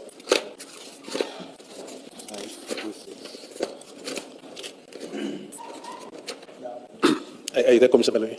So I want us to, unless there's other bags, in your understanding, were those the bags that were found in the container? Yes, Chair. These were the bags that were found. My difficulty is that they seem to have fitted there in a single parking bay. It's not a single parking bay. Okay? It looks like Please, two. please speak up, please speak up. It's two parking bays. Okay, is it 2? Okay, anyway, let's give it 2, it's fine. But wouldn't that space, you wouldn't have found that space in the depot? You would find it. It's not the whole of the second parking bay, though. They're straddling the line separating the two parking bays, or not? Yeah. Remember, Chair, we were still going to take out exhibits from inside the bag and place them on the side, do the counting on the side. So we needed a little bit more space to do that. And the security also, because while we were there at the depot, once people got to know what it is, there are drugs found, they started coming close. Yeah, we'll go to that. My point is, when to offload, the impression is that you couldn't place these, let's say, the bags. Or unless I'm wrong, you could place these bags within the depot. What was, according to you, a difficulty is when you open these bags. Start with the counting. And starting the counting. Placing the matter of the And obviously what you would say, your version would be that at the parking lot, you then isolated and counted, right? And how long does that take at the police station, the counting? I don't remember exactly how long it took us, but it took us some time because we needed to make sure. We know when you are dealing with such, you need to ensure that your counting is correct, because on the seizure of that 999, their initial report, when they said they have recovered 1,000 bricks, when they recounted now, it was 999. So when you are dealing with such, you need to give the initial number, and then now when you recount, it's another number. You must be very careful when you are dealing with such. Okay. Can I then take it to page 518 of the same exhibit? Now, it seems that, yes, sorry, I'm just waiting for them to flight it. Yes, so it seems that still, when they opened the bags, Yes. right, you were still within those two cars at the very least. But we are also advancing front towards the road. Also, That is towards the road. That is why you see the bags now are placed on the side. And even here, on the bottom of you can see some. Some of them are under the police van. Yeah, not. And were those empty under the police van? So Even these ones here at the bottom, you can see what there were bags there. Okay, now I want to understand something then. Those bags, were they still full, or the exhibits were offloaded from the bags totally? All the exhibits were offloaded now. Okay, so what my issue is that was still within those two cars, Yes. right? And it doesn't seem to at least be beyond those cars, the front bumpers or anything. Remember, we moved the bags to the front of the parking. Then we started opening a bag, placing exhibit there, then going like that until we finish offloading all the bags. Okay. Maybe my point, let me put my point and then we'll go back to the security at the depot. Would you still feel that this exercise that is there at this page couldn't have been done at the depot at the time? I had already said that if we were going to close shop, Yes. it was going to be done. It was going to be. It was going to be done if we were to close shop now, meaning that cutting off the whole area next to the container. We're going to do it. Then let's go back to the depot. Right. One of the, and I don't want, so you, earlier on your statement, you say the decision not to cordon off was not made by yourself. It was made by Jacob, am I correct? Yes. And you didn't question, we've established that you didn't question why he doesn't cordon off the scene. And did you engage him about that? You comply and complain later. And it remains like that. It don't change in the police. If your commander says, this is the decision I'm taking, You cannot challenge your commander. So no matter how unlawful that decision is, or no matter how difficult it is for you, you can't say, I don't want to participate in this. No, Chair, obviously you cannot take an unlawful instruction. Okay. But if the commander says, my decision is for us to move and process this exhibit at DCP or SAPS, I cannot come and say, no, why are we going there? Why are we not doing it here? It's his decision. He's responsible for it. Then he will need to explain why did he take that decision. Okay. I think we had that debate, I think you had with the chair, for example, about the instruction note and what needs to happen. And I think we had agreed, I thought we had agreed that, you shouldn't follow an unlawful instruction. It was from that context that I was asking, but I'll move on. I'll have my view. Then on the presence, on the security. Now, one of the factors that you highlight in your statement in agreeing with Colonel Jacobs is the security. You just mentioned that there were a lot of people, right? Could you just elaborate on that for me? And that's one of the things we want to understand is, you say that in paragraph 9, sorry, just to locate you. You say there was management of the depot, right? How many people were from management? I don't recall. But when they came, when Ken Jacob came with the lady, they were not only traveling, the three of them. They had other people also were there. Okay, so you don't recall the numbers? I don't recall them. Okay. The DPCI members? It was the three of us. Or it's just the three of you? And then there's Captain Duma? Yes. And then you also mentioned ORS members. Mm-hmm. How many were those? I had said I had not made notes. But while we were processing the crime scene, I saw ORS members. I don't know whether maybe it was during or after. Sorry, Chair. Please proceed. I'm saying, I don't know whether it was during or after the seal has been broken, but I saw ORS members. I also saw people wearing reflectors from customs. Can I just ask a question related to what Colonel has just said? Colonel, if you were not taking notes on the day, for the purposes of preparing your affidavit in the commission and in the investigation relating to the disappearance of the cocaine, where did you get those facts that you put in your affidavit if you did not have notes or you did not take notes on the day? Because your affidavit seems to be detailed in terms of the sequence of events. So where did you get that information that made its way to your affidavit if you did not take notes on the day? Remember, Chair, that I had already submitted 2 affidavits in 2022. Yes, those are the affidavits I'm asking about. Where did you get that information that you put in the 2022 remember some of the things. Please, Colonel, don't speak while someone else is still speaking. We will have problems with the transcription. I'm so sorry about that, Chair. Yes. I'm so sorry. I'm asking about the 2022 affidavit. Yes. Because you did not have, or you did not take notes in June 2021 when you were at the scene. So for the purposes of preparing your very first affidavit, yes, where did you get that information that you set out in that affidavit? Chair, remember that I was taking photos. I had photos of the container numbers, photos that I had taken of the people that were there. Some of them you could see them in those photos. I thought you had given the photos to Colonel Jacobs by then. I sent the photos via WhatsApp. I had some of the photos still in my phone. All right. Yeah. Thank you. Thank you. You said you relied on the photos. I relied on the photos, yes. Now, just to locate, in terms of the detail that you had, that was memory and the photos. Yes, because the affidavit that I deposed was in January 5, if I'm not mistaken, 2022. Maybe let me assist you. If you go to CJC 244, it should be file 2 of the exhibit bundle. 244. Yes, 244. Yeah. And 244 page? Your affidavit there in the inquiry is at page 633. 633.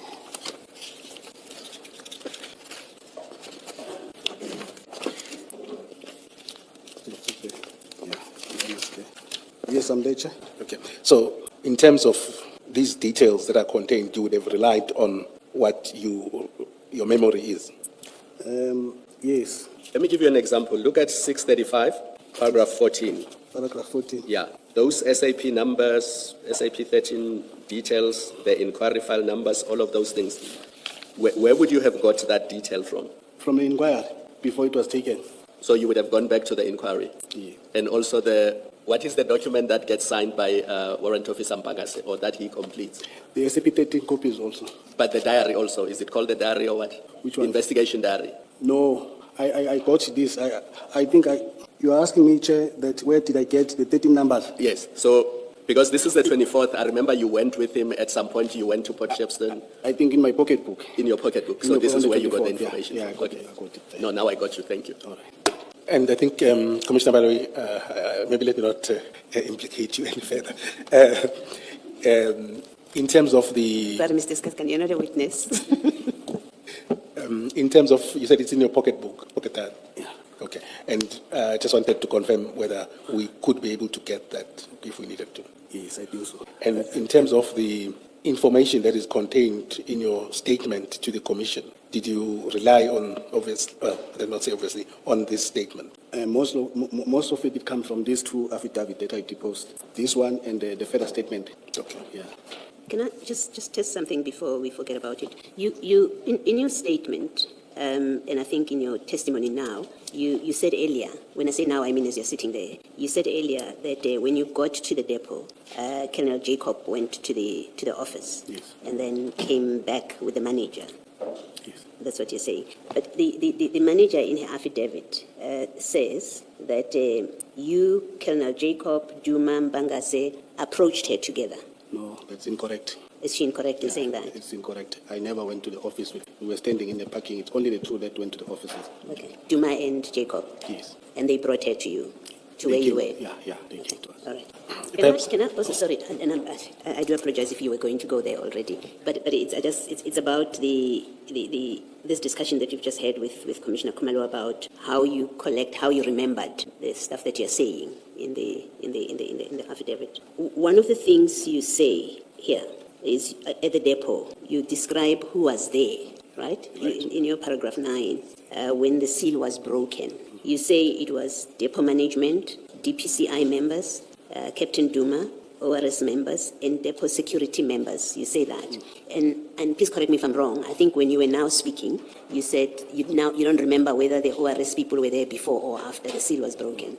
Is that what you're saying? That's what I'm saying. You now don't remember? Come again, Chair? You don't, when you testified now, you said you don't remember whether the ORS people arrived before or after the seal was broken. Yes. Is that what you're saying? ORS people, they came after the seal was broken. And then why do you, in your statement at paragraph 9, say they were there when the seal was broken? And I ask you this because Colonel Jacob said exactly the same thing until he was asked questions and his position altered. But you signed this statement. You've told us it's a recent statement. You say they were there. I'm just trying to remember what date we said. You said it was signed on the 1st of June, 26. And then on the 5th of June, you are testifying, you say something different from... In fact, you're now uncertain, when on the 1st of June, you were very certain that the ORS people were there when the seal was broken. You know, Chair, what makes me remember that it was after the seal was broken was the fact that they were requested by Colonel Jacob to assist. After we've inspected the container and we saw that there were drugs. That is why I'm sure. I'm saying, yeah, I made a mistake by saying they were there before the seal was broken. So until the 1st of June, which is on Monday, this past Monday, yes. Your recollection was that they were there when the seal was broken. What has happened between the 1st of June and today when you testify on the 5th that now triggered your memory that, oh, they were not there when the seal was broken? Is it the evidence of Jacob? No, Chair. It's the interactions that we are having now. And also my recollection is coming back now. Hence, I'm saying what makes me to remember is the fact that they were requested after for assistance. Okay, all right, thank you. Thank you. While we're still there, just two questions, I think, just to check. In terms of did you know of so we know the management, the names of the people within ORS, do you know them, their names? Can you get them and the depot security members? Do I know the names of the members of SAPS, ORS? Yes, their identities. Or if, for example, their names would be given to you, they would trigger your memory, or you did not? I did not know them before this day. I knew them after. Before we move off, I'm sorry. Before we move off from my topic, in your first statement, you, in addition to ORS people, you said there were customs officials. Why did you say that? And this was your first statement, so this would still have been kind of fresh. It's January 2022. Why did you say there was customs officials? It's because, Chair, when we were at the crime scene, I saw people wearing customs uniform. And then why is it not in your statement before the commission that you filed on Monday? It's not there. Well, the paragraph that I've read doesn't mention. Paragraph 9. Yeah. I think, Chair, that maybe it might be a typo error. But I know that I saw people from customs. Well, there were no customs officials. There was a company, a depot custom liaison person, according to to Colonel Jacob when he's in the witness box. In his statement, like you, in his statement, he said there was customs officials. And then when we were engaging him about why would customs officials be there, he then said, oh, actually it was customs liaison. Chair, I saw people who were wearing reflector jackets with customs here.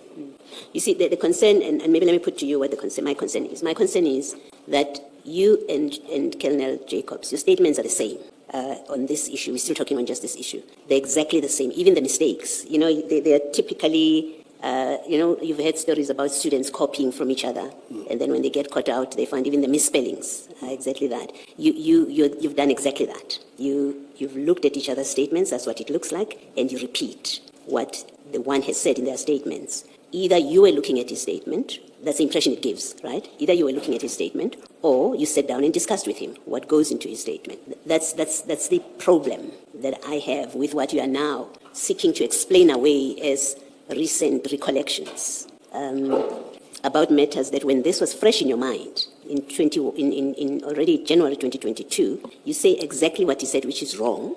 And then when you come here, in your statement, you've repeated some of it. You say it's a typo, I didn't include customs. And then when I say to you, no, there was customs, you give exactly the answer he gave, which is, I saw people wearing uniform and I thought they were customs. That's one. Two, oh, I'm mistaken about ORS, actually, yes. And that he admits when we say, well, ORS governor has filed a statement that says they only came in there to give you a lift with your luggage. And he said, yeah, then I'm mistaken. But that's exactly what you're doing. So I sit here with the impression that you either copied his statement or you sat down and agreed what you were going to put in your statements on this issue. Please disabuse me of that impression if you can. Chair, I never copied his statement. He never copied my statement. Obviously, I report to Kenneth Jacob as a unit commander. Now and then we'll have discussions. Not to say we are telling each other what to write in your affidavit. No. We might have had discussions about the very same issue, but it was not for the purposes of deposing an affidavit. So one possible explanation from what you're saying is this common mistake of the two of you that you both now correct in the witness stand may be a result of the discussion that you normally have, and you might have discussed this, and that's where it came from. Yes, yes. Thank you. I just want to, you'll correct me if I'm too blunt. I just want to follow up on what you're saying, and it will, you'll warn me if I'm offline. I just wanted to ask whether between June or July of 2021 up to the 1st of June 2026, did Colonel Jacob sought to influence you in any fashion about the statement? No. Thank you. Then let's go back to your statement. Paragraph 9. We still at paragraph 9. So on your version, you don't have the identities of the people that were there, but you have an idea that it was these people in terms of ORS members, depot security members, when the seal was being broken. Please repeat your question again. And I'm saying you don't have details of these people, like the names and all of this, for example, ORS members and the security members and the management of the depot. I did not have details as I was not an investigating officer. Normally, an investigating officer will acquire all the details of the people who are at the crime scene, so that in future, if he requires statements from them, he can be able to contact them to obtain those statements. So I saw these people that I'm mentioning here are people that I saw, but these were not the only people who were there when the container was open, when the container was open, and when the exhibit were loaded into the vehicle. Okay, so that would be what Colonel Jacob says in terms of details. I'm not getting you. No, I'm saying you're saying that would be in the position of the investigating person. Normally, at the crime scene, yes, the investigating officer identified the possible witnesses and acquire their contact details and everybody who's there, so that if he requires statement, he's able to contact those people to depose the affidavit. Okay, no, that's fine. Let's move to your paragraph 10. I think part of it we've covered about the area of work, right, and where you say the space was limited and all of this. Earlier on, you also indicated that the space was becoming crowded. When you say crowded, were there any other, who came other than the members that you now have, other than the persons that we've dealt with, right? Were there any other members, either those ones driving the forklifts around or the equipment that were now coming to the area? There were a lot of people. Some of them they were wearing overalls, and that is why we are saying that the place became crowded, because there just a lot of people gathered wanting to see what was seized. And is it the version that there was no control up around that? There was not even an attempt to cordon off or limit the interaction? There was no attempt to cordon off. Okay.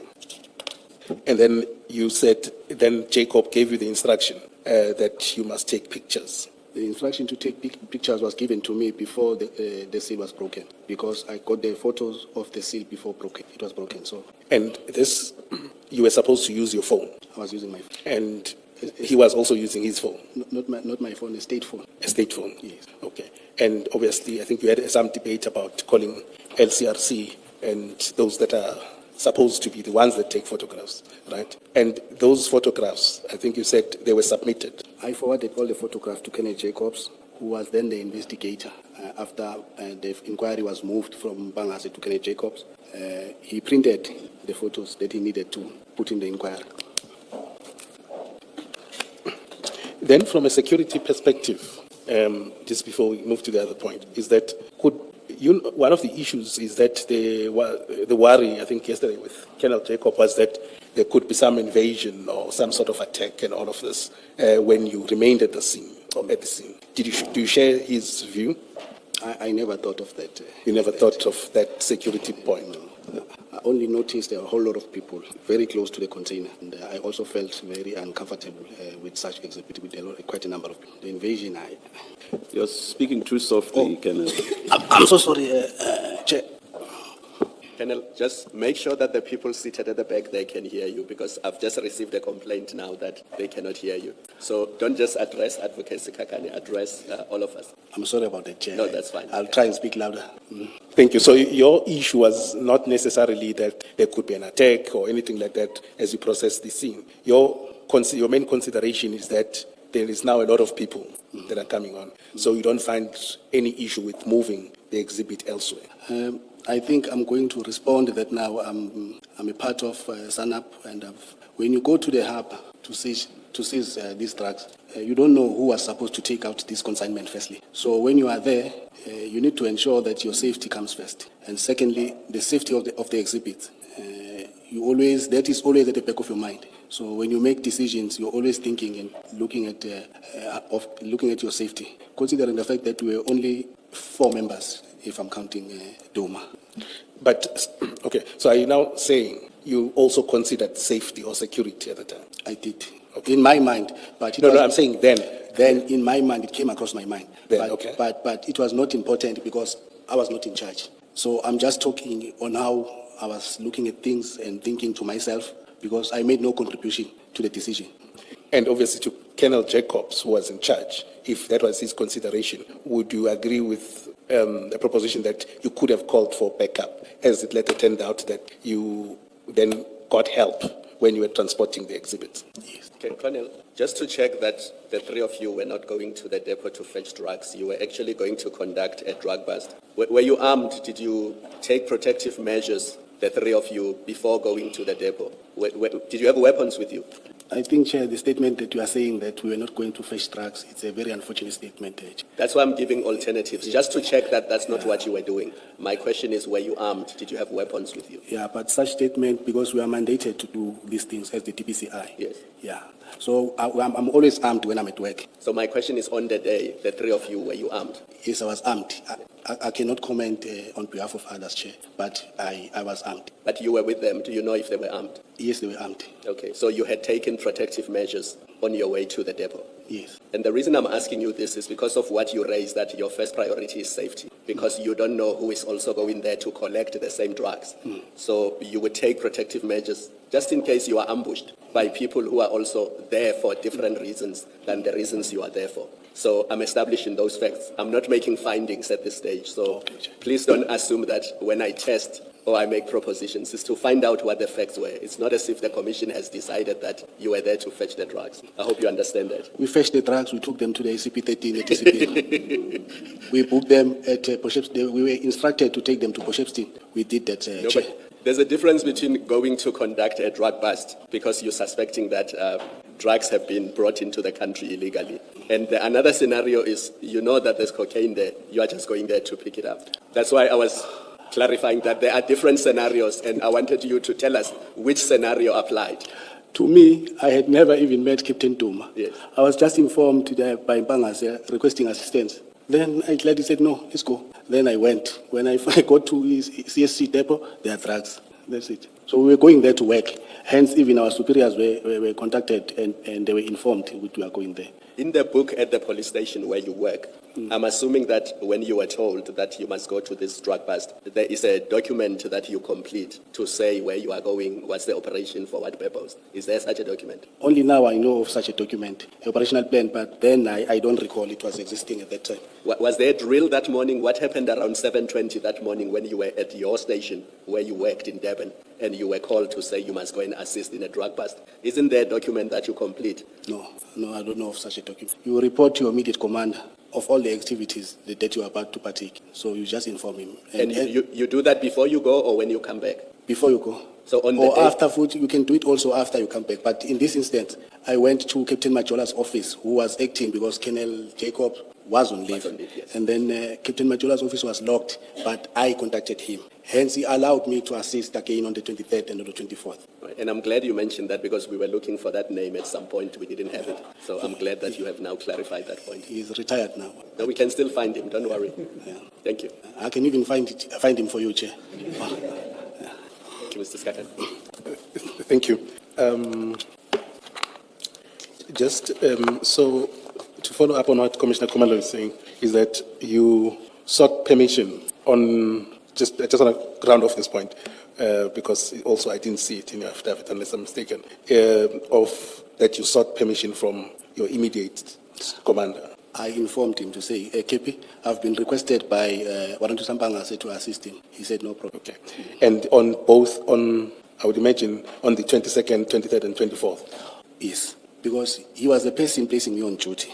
Then in the morning on the 23rd, I briefed him of what has transpired on the 22nd. Then he was all right. Then again, when Bheki came to my office now, after my meeting, I went back to Captain Majola and told him that Bheki again is saying we need to go and bag the exhibit. He then said to me, no, just carry on, can assist him, because we are not busy with anything at the present moment. And is there any particular reason that, that detail for seeking permission is not in your statement? There is no reason. There's literally no reason. Okay. Yeah. But I report to Majola. Every morning he signed my pocketbook, placing me on duty. So I need to account for the day as to what I did. Okay. Now, just to move quickly on this item. Earlier on, we had a discussion about the assistance, and I think Commissioner Kumalo was also on this point, is throughout this thing and this operation, your role, what exactly would you say your role was? What does assistance, how do you look at assistance? It depends on what type of assistance is required by the people that you are assisting. So your role was just to be available to any instruction they give you, and that's what you did? Is to assist them, yes. All right. So you then go to, there's a decision that's taken, I don't need to go into too much detail. It's taken to go to Isipingo, right? And you align with that decision, and then you go to Isipingo, right? And I think the statement is also that there were other members that were called to assist. Yes, from ORS, we were also conducting inspection. Then Kenny Jacob requested, after seeing a vehicle, requested them to assist us in taking the exhibit to the police station. Okay. Then you go to the police station in... Before you arrive at the police station, in your paragraph 10, where you talk about the space limited, the risk to members and exhibits, and the number of bystanders that were there, you then follow that with saying Colonel Jacob informed us we should proceed to Isipingo. Now, what happened in fact? I'm trying to understand whether you stood around or whatever postures you took. Did you have a discussion where you say, yes, the space is limited, there's a risk, now there are people, let's all go? Or that doesn't happen, but Colonel Jacob says, let's go? I'm trying to understand whether this is your own observation that you are recording here, or you are recording what was given as a reason at the time to move. He had a brief conversation with Bheki. Kenny Jacobs had a brief conversation with Bheki. And then Kenny Jacobs went on and requested members from ORS to assist. Then he then informed us that they are going to come, they'll be assisting us, then we need to load the bags and go to Isipingo. Okay. My question is about what happens before he approaches the members. And I'm trying to understand what you've written here. Where you say the space was limited, you see where I'm reading in that paragraph 10, and then you also say there was also a risk to members and exhibits, and then a number of bystanders were observing the activities. So that's you making your observation is that, I'm trying to understand that is that you recording your observation to us, or this is what was discussed with you by Jacob and Mbangase and maybe Duma? You all spoke about, the space is limited. You understand the question I'm asking you? I understand, Chair. Yes, I'm trying to understand what happened in fact. Those were my observations of the situation. Okay. And I had not discussed them with anyone. Okay. So, yes. So it's not what was said on the scene? No. Okay, all right. So when Jacob says, let's go, he doesn't say because of reason A, B, C, D. He just says, let's go to Isipingo. He doesn't list those things as reasons. I don't recall, Chair. I don't want to commit on something, Chair, that I don't remember. But I remember him saying that I've requested for assistance. Let us go to Isipingo. Let's load the bags and go to Isipingo SAPS. In response to a question by me, or a couple of questions, you said he did not. And you remember in the context of the exercise of discretion by him, whether those initial prescripts must be followed, you actually, the responses you gave made me understand that he had not said anything, which is why you went so far as to say you were not in a position to assess his decision that you should go. Do you remember that discussion or that debate between you and I, between you and me, rather? Hey, Chair, I don't remember. It's only a few hours ago.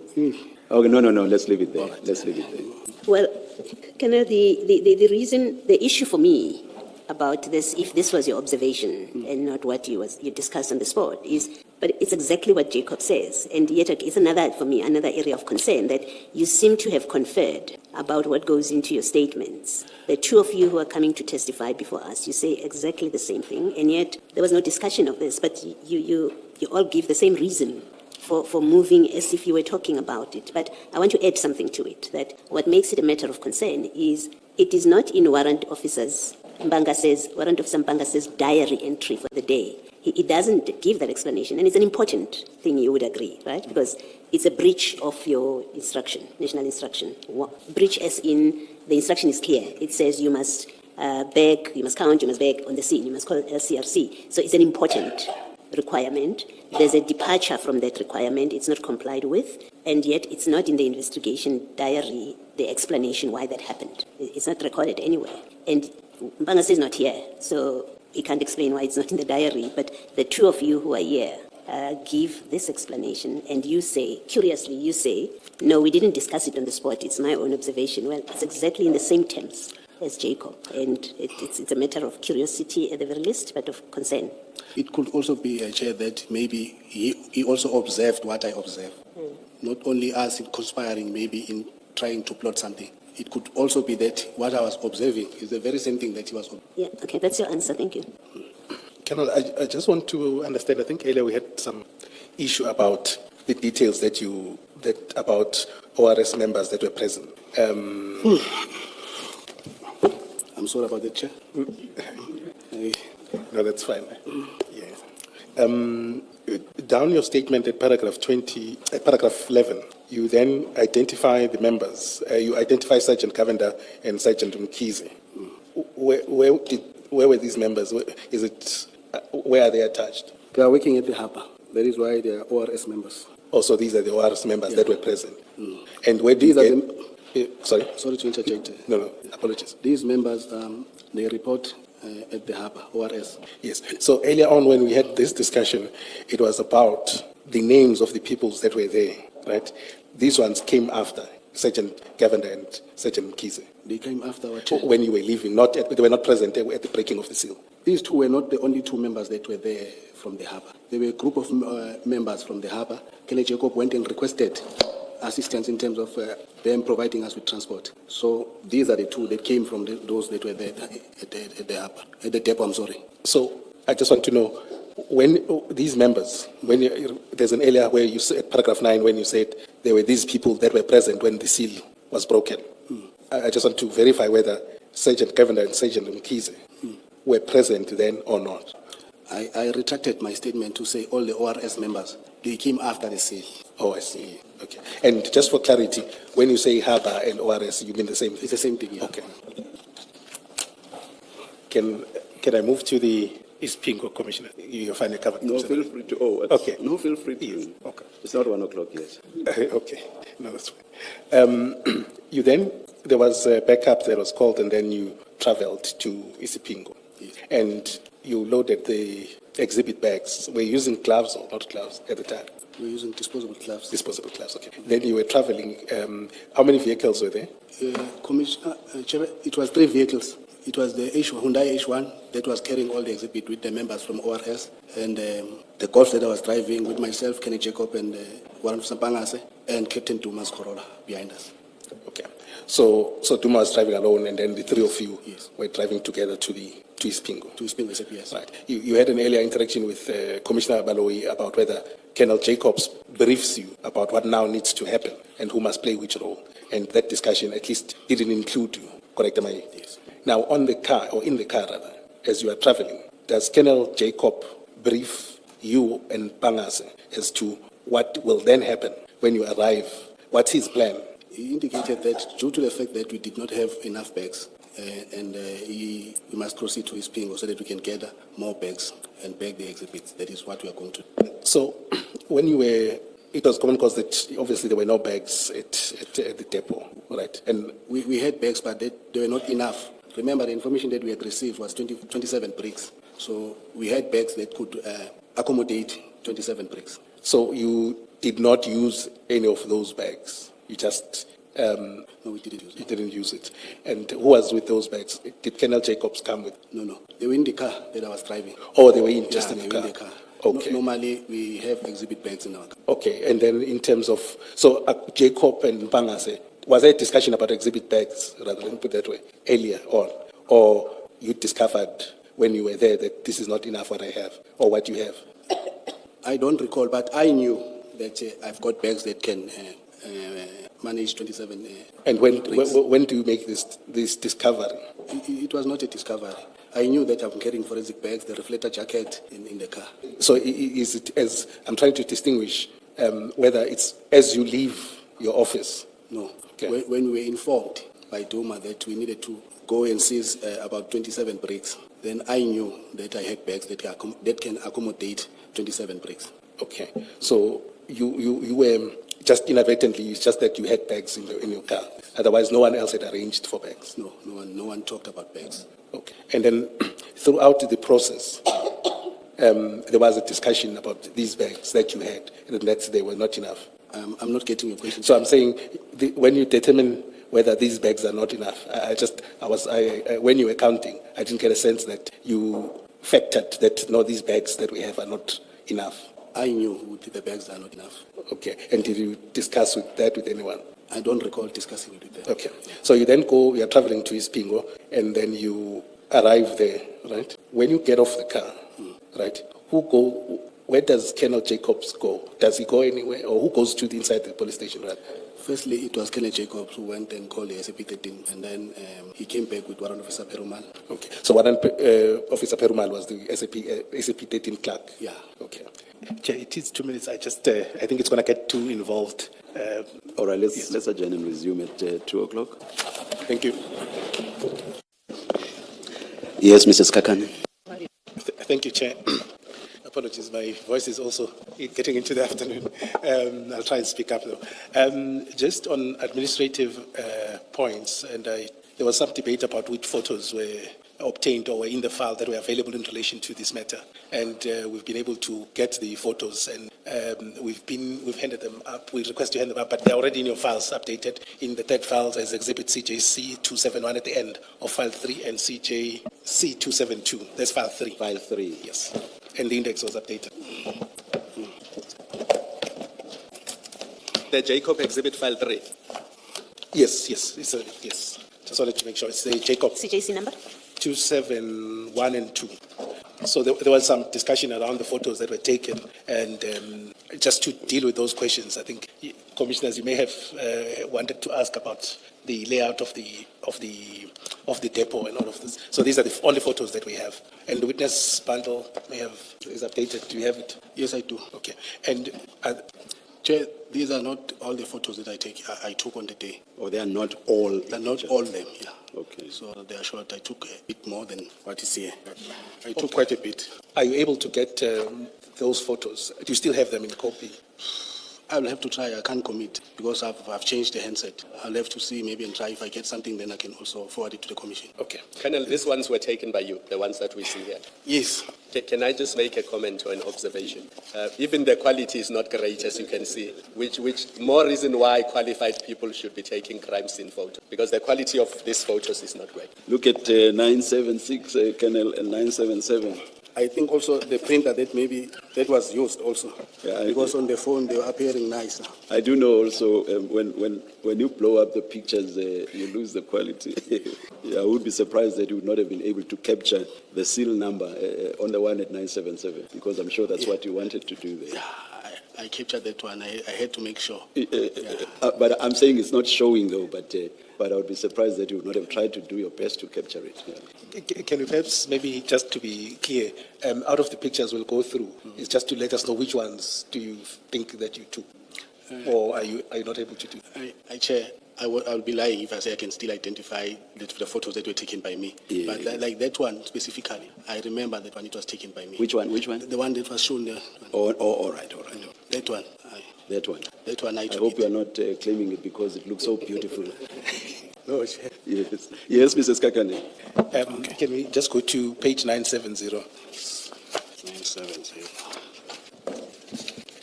Same file 900. Yes, 70, same I'm thing. sorry. Yeah. Are you there, Colonel? 970. I don't see this. I don't see 970. But 988. Oh, thank you so much. I'm there, Chair. So you see there, that's is that the container? Do you confirm that's the container that was being the subject of this investigation? Yes. Yeah. And you said earlier that there were containers that it was stacked up and all of this. It's not very clear. Do you recall there's another picture of this container that you took? No, Chair, it's clear. When you look at my left, right corner there on top, you see that's another container there on top. You see the red one there on top. But I suppose the question is it on top of this one? I think. Obviously, so on this one, this was placed separately? Yeah, it was placed on the ground. On the ground. Yeah. Okay. But you're saying, so the point you're saying is that at least around the other containers were stacked up. Yes. Okay. All right. So this one was the only one sort of taken up. That was one level. I'm not getting you, Chair. So I'm saying this container, right? Mm-hmm. Was it the only one that was on the ground, or without anything on top? Any other container on top? I don't recall, Chair. Okay. No, that's fine. Apologies. I just want to find my bearings on the affidavit. Okay.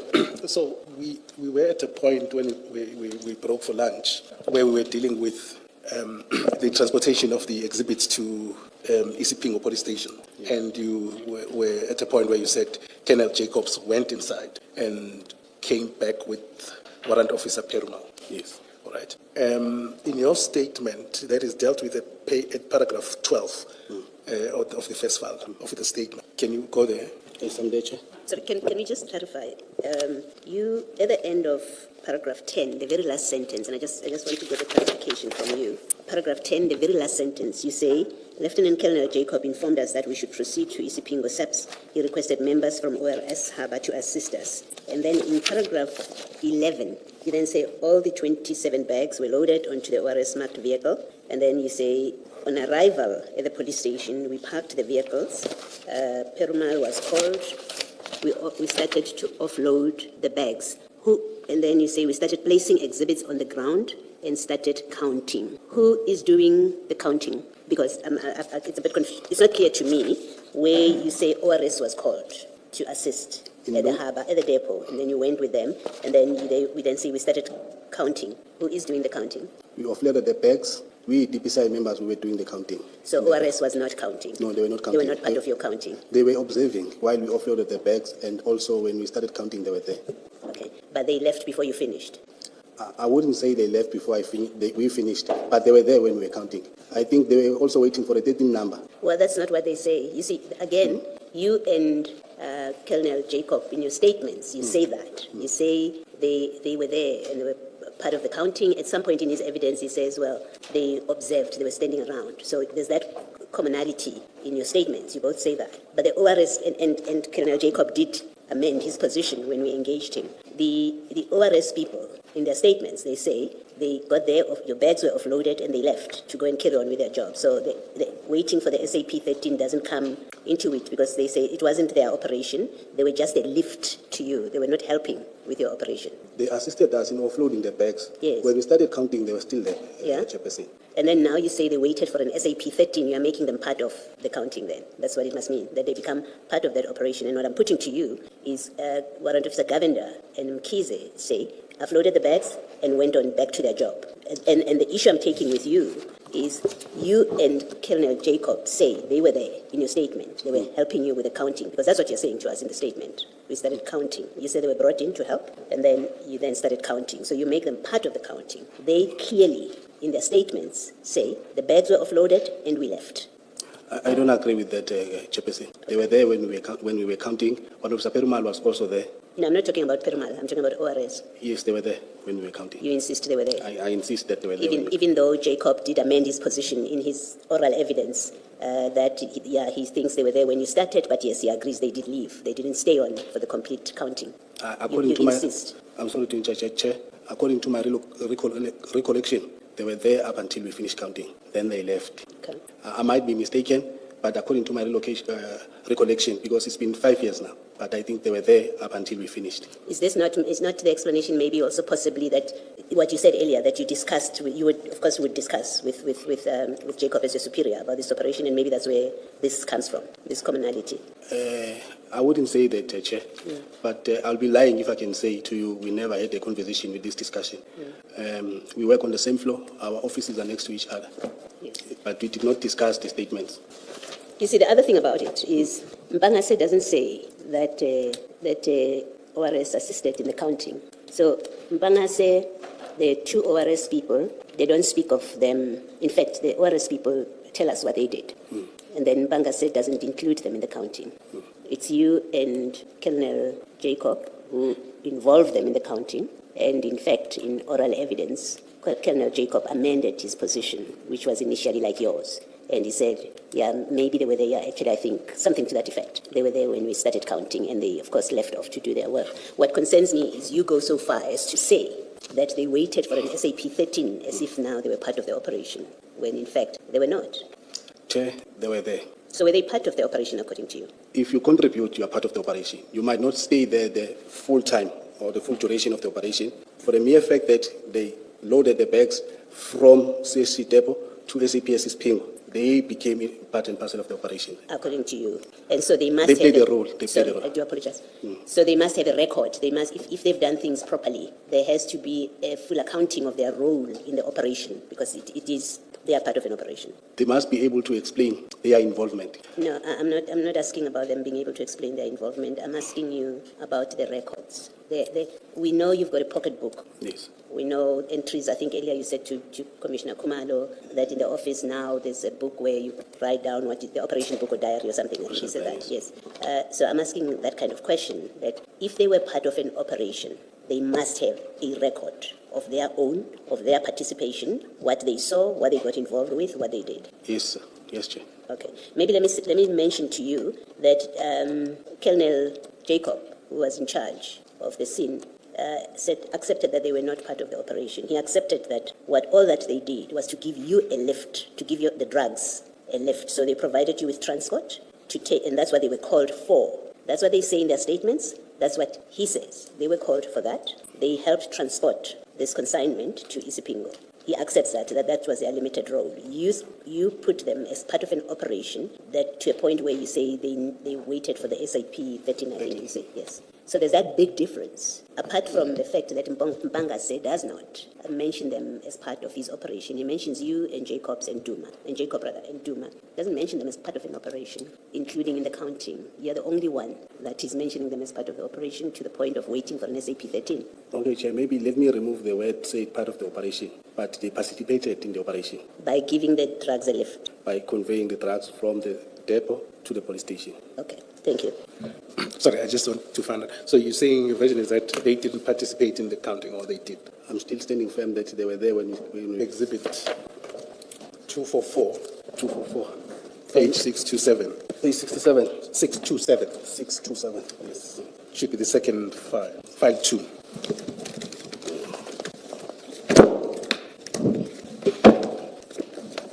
247. 627. 627. Yeah, it's CJC 244. Yes, I'm there, Chair. That's the statement of Sergeant Governor. At paragraph 5, he contradicts or he disagrees, unless maybe I read this differently. He says, Sergeant Mkhize and I, together with other DPCI members, transferred these black bags from the container into the H1 marked state vehicle that I was driving. And then he says, I counted 27 such bags, right? This is now where? In the depot. Then we were escorted by Lieutenant Colonel Jacob and his team to Isipingo SAP, where we assisted in offloading the black bag. The DPCI members were busy counting the bags, the yellow and black bricks of suspected cocaine when we left the scene. Would you say he's wrong in this statement? This is according to his version. I mean, if I remember well, when we finished counting, they were there. That is why I put it in my affidavit. So I'm unable to say that his affidavit is wrong or right. Okay. Oh, so your version is that when you finished counting, they were still there. They were still there. Okay. Then just to Perhaps for completeness and to see the extent of their observations, he says, second last sentence, from my observations, each bag contained approximately 20 such bricks. I don't know whether that's from observing, counting, or from looking and estimating. I'm saying the last bit that I just said now because of the use of approximately. Because if he had actually seen the counting, he would say each bag contained. Anyway, please continue, Mr. Skakan. yes, so that's the I think it makes the point. But the witness obviously is saying that's his version. When you were at on your paragraph 12 of your statement, you indicate that, or you state that Warrant Officer Perumal and Colonel Jacob had a discussion about the space, right? And in particular, you said Warrant Officer Perumal talking to Lieutenant Colonel Jacob stating that they do not have space to store these drugs. I'm just interested in that at that point. Now, were you able to hear clearly the discussion between the two of them such that you can be positive about this discussion? Yes, Chair. Initially, when he came and saw the number of bags, he said, so much. I don't have space. And that was in the presence of Jacobs, yourself, and Perumal, and everyone else, or? Remember that he was working with Kenneth Jacob coming from, and we offloaded the bags now. When the drugs were taken out of the bags, he said, so much, I don't have space. That exclamation of yo sounds so African. But who is to say that he doesn't know he doesn't know yo, or even is Zulu for that matter? It comes from the kingdom of the Zulus, Chair. Sorry? It comes from the kingdom of the Zulus. I know, that's why I said the last bit, Colonel. Yeah. So you could hear him clearly saying that he didn't have space. He didn't have space. I heard him clearly. And what would be your version? What would be your position if Warrant Officer Perumal says such a discussion on engagement never took place? Hey, I will say the man is a liar. Okay. Why will we call Kenneth Jacob, contact our commanders, informing them that we do not have space, whereas we are at the police station? Okay. Can we go to that file we're busy with, CJC 243, still file 2? File 2? Yes. CJC? 243. Yes, I'm there. Page 593. 593.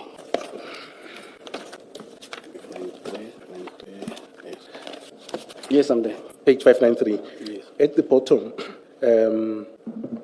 at the bottom, towards the bottom, paragraph 4. Yeah. This is the statement from Perumal. He says, Colonel Jacob did not tell me that he wanted to store the exhibits in the station, SAPS 13 storeroom. Rather, he said they have a safe place where they will store them. And then he says, there was enough space at the station to accommodate the said exhibit. I did not implicitly indicate to Colonel Jacob that there was no space to store large amounts of drugs. If he was not satisfied by what he alleged I said to him, he could have approached the station commander and informed him his problems about the exhibits. He did not do that because his intention was not to store them at the station.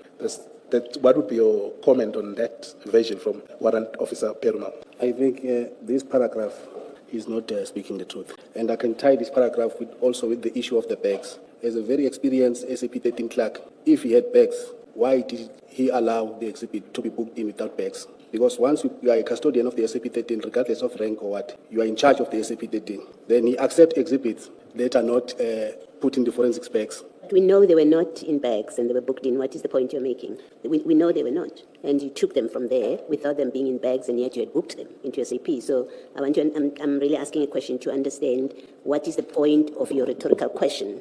If there were no SAP, if they were not bagged, why did you accept them? What is the point you're making? I'm saying, as a person who's responsible for the SAP-13, why is he allowing the drugs to be entered in the 13 without forensic specs? Are you saying he should have refused? Because they were not, maybe you don't understand what I'm saying, or what I'm trying to understand from you. We know these exhibits were not in bags on that day. You and Jacob, or whoever was in charge, did not bring bags. You did not phone around stations to say, can we get bags, which Jacob accepts. You didn't do. But you booked them in anyway, without bags. So I'm trying to understand, are you criticizing him for allowing the booking in without bags? Or are you saying, you can't be saying the bags were there. That's why he accepted them to be booked, the exhibits to be booked in. I don't understand what is the meaning of your rhetorical question of why did he accept them if there were no bags? Chair, I think Warrant Officer Perumal is not stating the truth that there was space at the station. Do you know that there was no space? Did you know at the time? Let me ask you differently. On the 22nd of June, did you know that there was space in the police station? I didn't know. I only heard Perumal saying that there is no space. So why do you say he's not telling the truth when he says there was space if you didn't know as a fact on the 22nd that there was space? Chair, he cannot say to us there is no space. Then he comes and writes an affidavit that there was space. That is why I'm saying I do not agree with this paragraph. But you see, he says he was never asked by Jacob about space. He says there was never such a discussion about space. So read that paragraph in that context, that he says no such discussion. I was never asked for space. And maybe before you answer further, let me mention to you that Colonel Jacob, like you in his statement, says there was a discussion about space. But when he testified, he said, yeah, it's quite possible that I'm mistaken. Actually, I was thinking about previous conversations, other busts, when there was an issue about space. Maybe I inferred, that's the language he also uses, that maybe something in that discussion with Perumal, I inferred that it means he doesn't have space, but yeah, actually, I don't remember expressly or explicitly is the language he uses, asking him for space. Chair, I also did not say that Kenneth Jacobs asked Perumal about the space. I said Warrant Officer Perumal said he didn't have space. Why would he say I don't have space if he wasn't asked? After seeing the quantity of the drugs, Chairperson, he then says, oh, I don't have space. That is why I put this on my affidavit, because that's what I heard. You see, for me, the other curiosity is Mpangase doesn't say anything about that on such an important issue. You will agree it's an important issue because the national instruction does require you to do all of this at the police station, right, where the crime occurred. Now, the diary of Mpangase doesn't record such an important fact that would explain the anomaly and irregularity of taking these exhibits to Port Shepstone. How did they land in Port Shepstone? There's no record of that. It's you, and it's only you and Jacob in the written statements who say this, but now it's only you, because Colonel Jacob in his testimony ended up retracting his firm position and saying, actually, I don't remember explicitly asking him or having a discussion with him about space. So now it's just you who's insisting that there was a discussion about space. Even on my previous statements, Chair, I've indicated the same. I'm still standing by it. I heard Warrant Officer Perumal saying he's got no space. Can I show you, just follow up on Commissioner Baloy's at page 648? That's where you find Colonel Jacob's statement, where he expressly says that he did not engage Perumal as regards the issue of storage space. Page 648, at paragraph 6. Do you see that? Yes, I see it. So you see he says he did not engage with Perumal as regards the issue of space. Yes, Chairperson. Yeah, so it's not a question of asking. He says there was no engagement. And then before I hand over to Advocate Skakani, because he was engaging you on Perumal's statement. Perumal's very first statement is on 647, so one page before where we were now. And at paragraph 2, Perumal says, on the 22nd of June 2021, I was approached by Colonel Jacobs from DPCI, who informed me that they recovered huge quantity of drugs from CHC containers in Prospecton, and they want to book it into our sub-13 register and sign for it and take it away. Yes, I can see that. So the intention all along was just to book it and sign and take it away. There was never an intention to store it at discipline. I wouldn't know what was the intention, but initially when Warrant Officer Perumal saw the drugs, he said those words that I'm saying.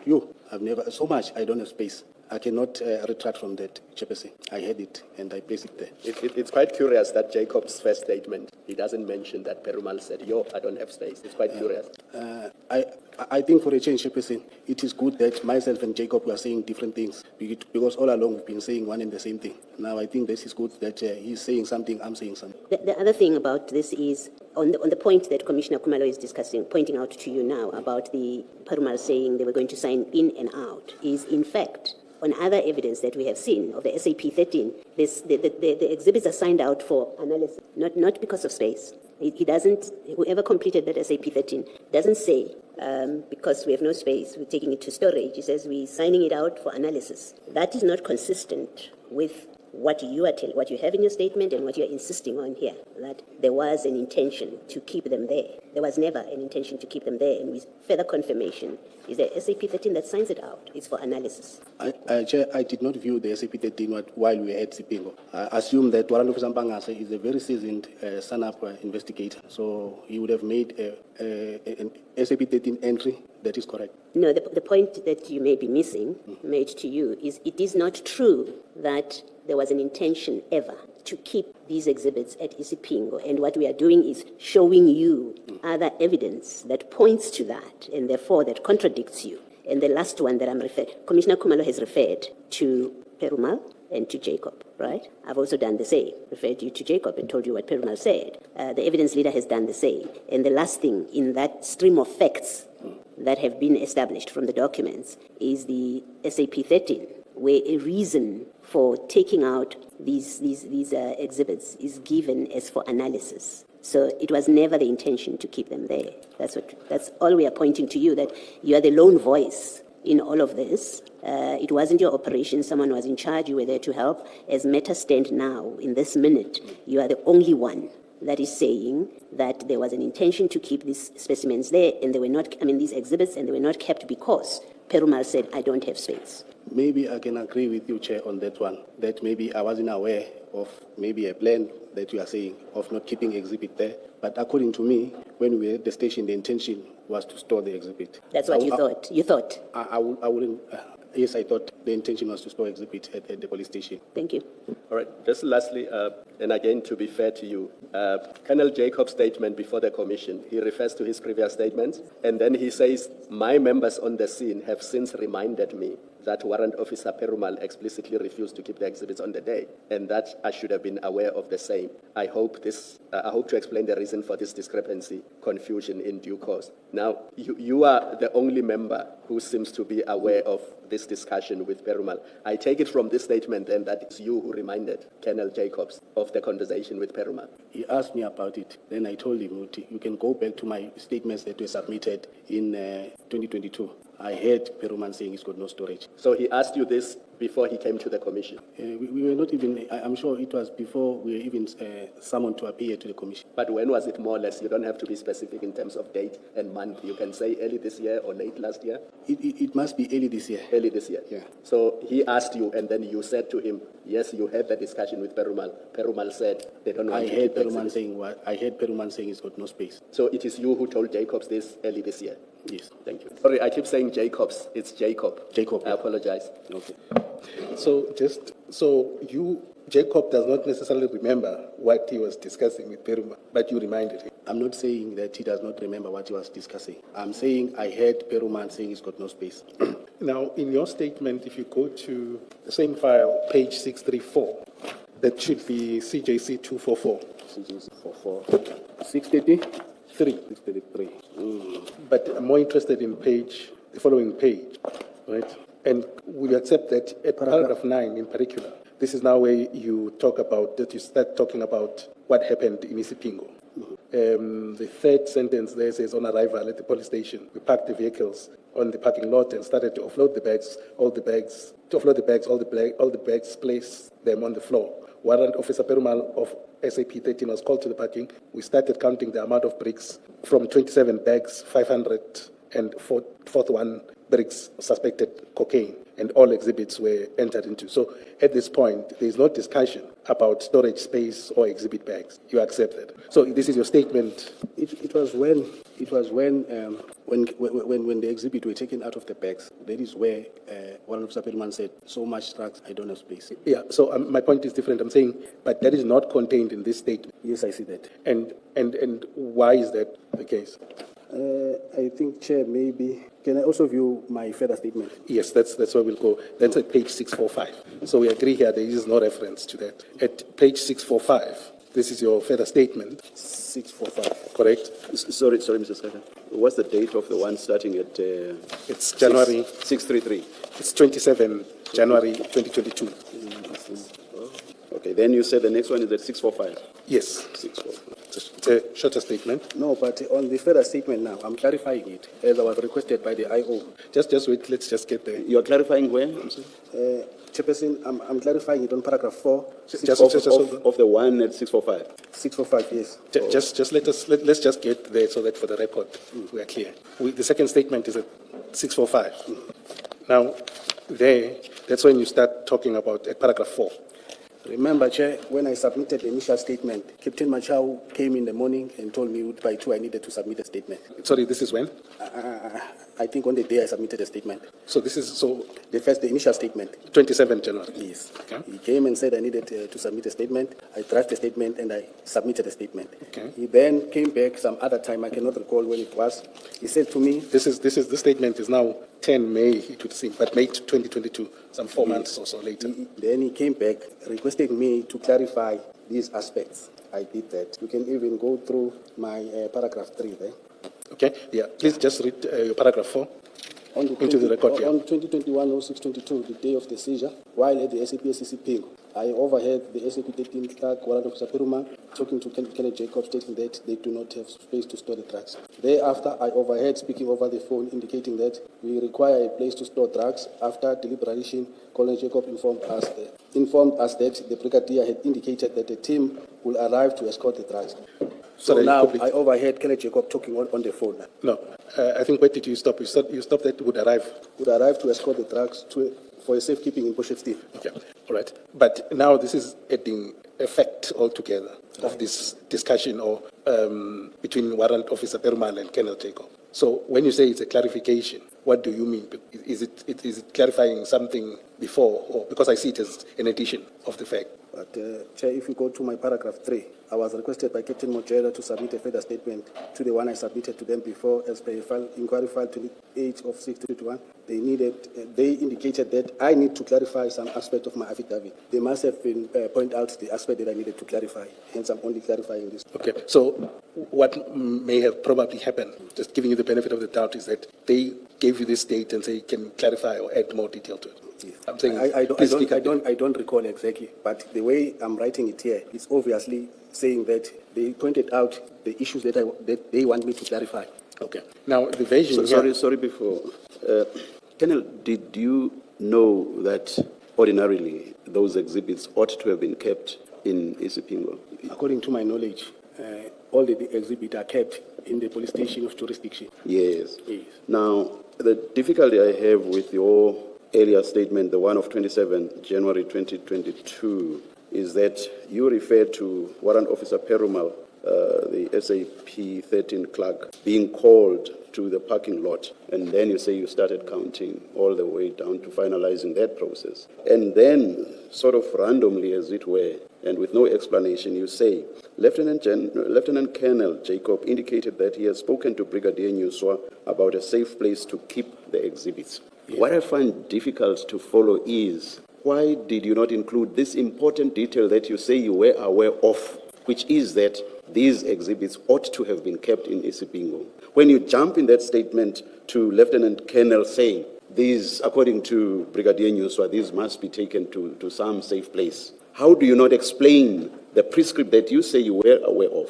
Why do you not explain that in this statement and say they were not kept at Isipingo because the clerk, the SAP 13 clerk, did not have space? Evan, as an alternative, Brigadier Nyuswa then came up with some safe place elsewhere. It was so obvious for you to explain what ought to have been done in accordance with the prescripts. You don't say it. You only say it in a later statement, and which is prompted by whoever it is that required of you to give some quote-unquote clarification. Why would you not have stated something so obvious? I think, Chair, it's an omission. That is why we tender oral evidence to clarify all other evidence or explain or elaborate more. Who do you say, maybe you do explain, I didn't see just now, who do you say required you to give clarification? Who required me to give Clarification. It's kept. Pursuant to which you then made your May 2022 statement. Am I correct? It's the investigating officer, Captain Marshall. Did he specifically tell you in what respects your statement did not state everything it ought to have stated? He just told me I needed to clarify the issues. I remember it was the issue of this. I want a clear and direct answer. Did he specify the issues on which he required clarity? Yes, he did. Can you tell us what those were? Those issues that I needed to clarify is paragraph. No, issues, not paragraphs. No, issues. I want to refer you to a Okay. statement now. Okay. To my further statement. Okay. Please give me the page number of the further statement. 645. He needed me to clarify, Chairperson, the issue, what happened on the day of the seizure when we went to Isipingo. He also needed me to clarify. That's too broad and generalized. It doesn't really identify an issue. Did you hear me? I'm trying to respond, Chairperson.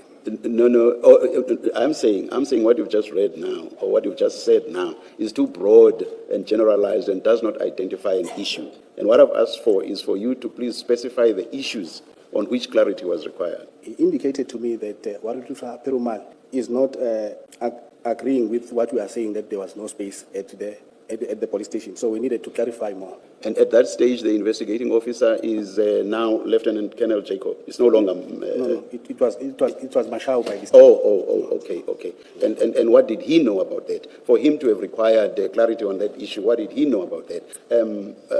I assume that Lieutenant Colonel Jacob would not have told him anything about that, or not? I never had a discussion with him. So, okay. And you have not stated it in your earlier statement? In my initial statement. Yes. Now, what would have caused him to say, please give clarity around what Perumal said about the availability or non-availability of space at the What would have prompted that?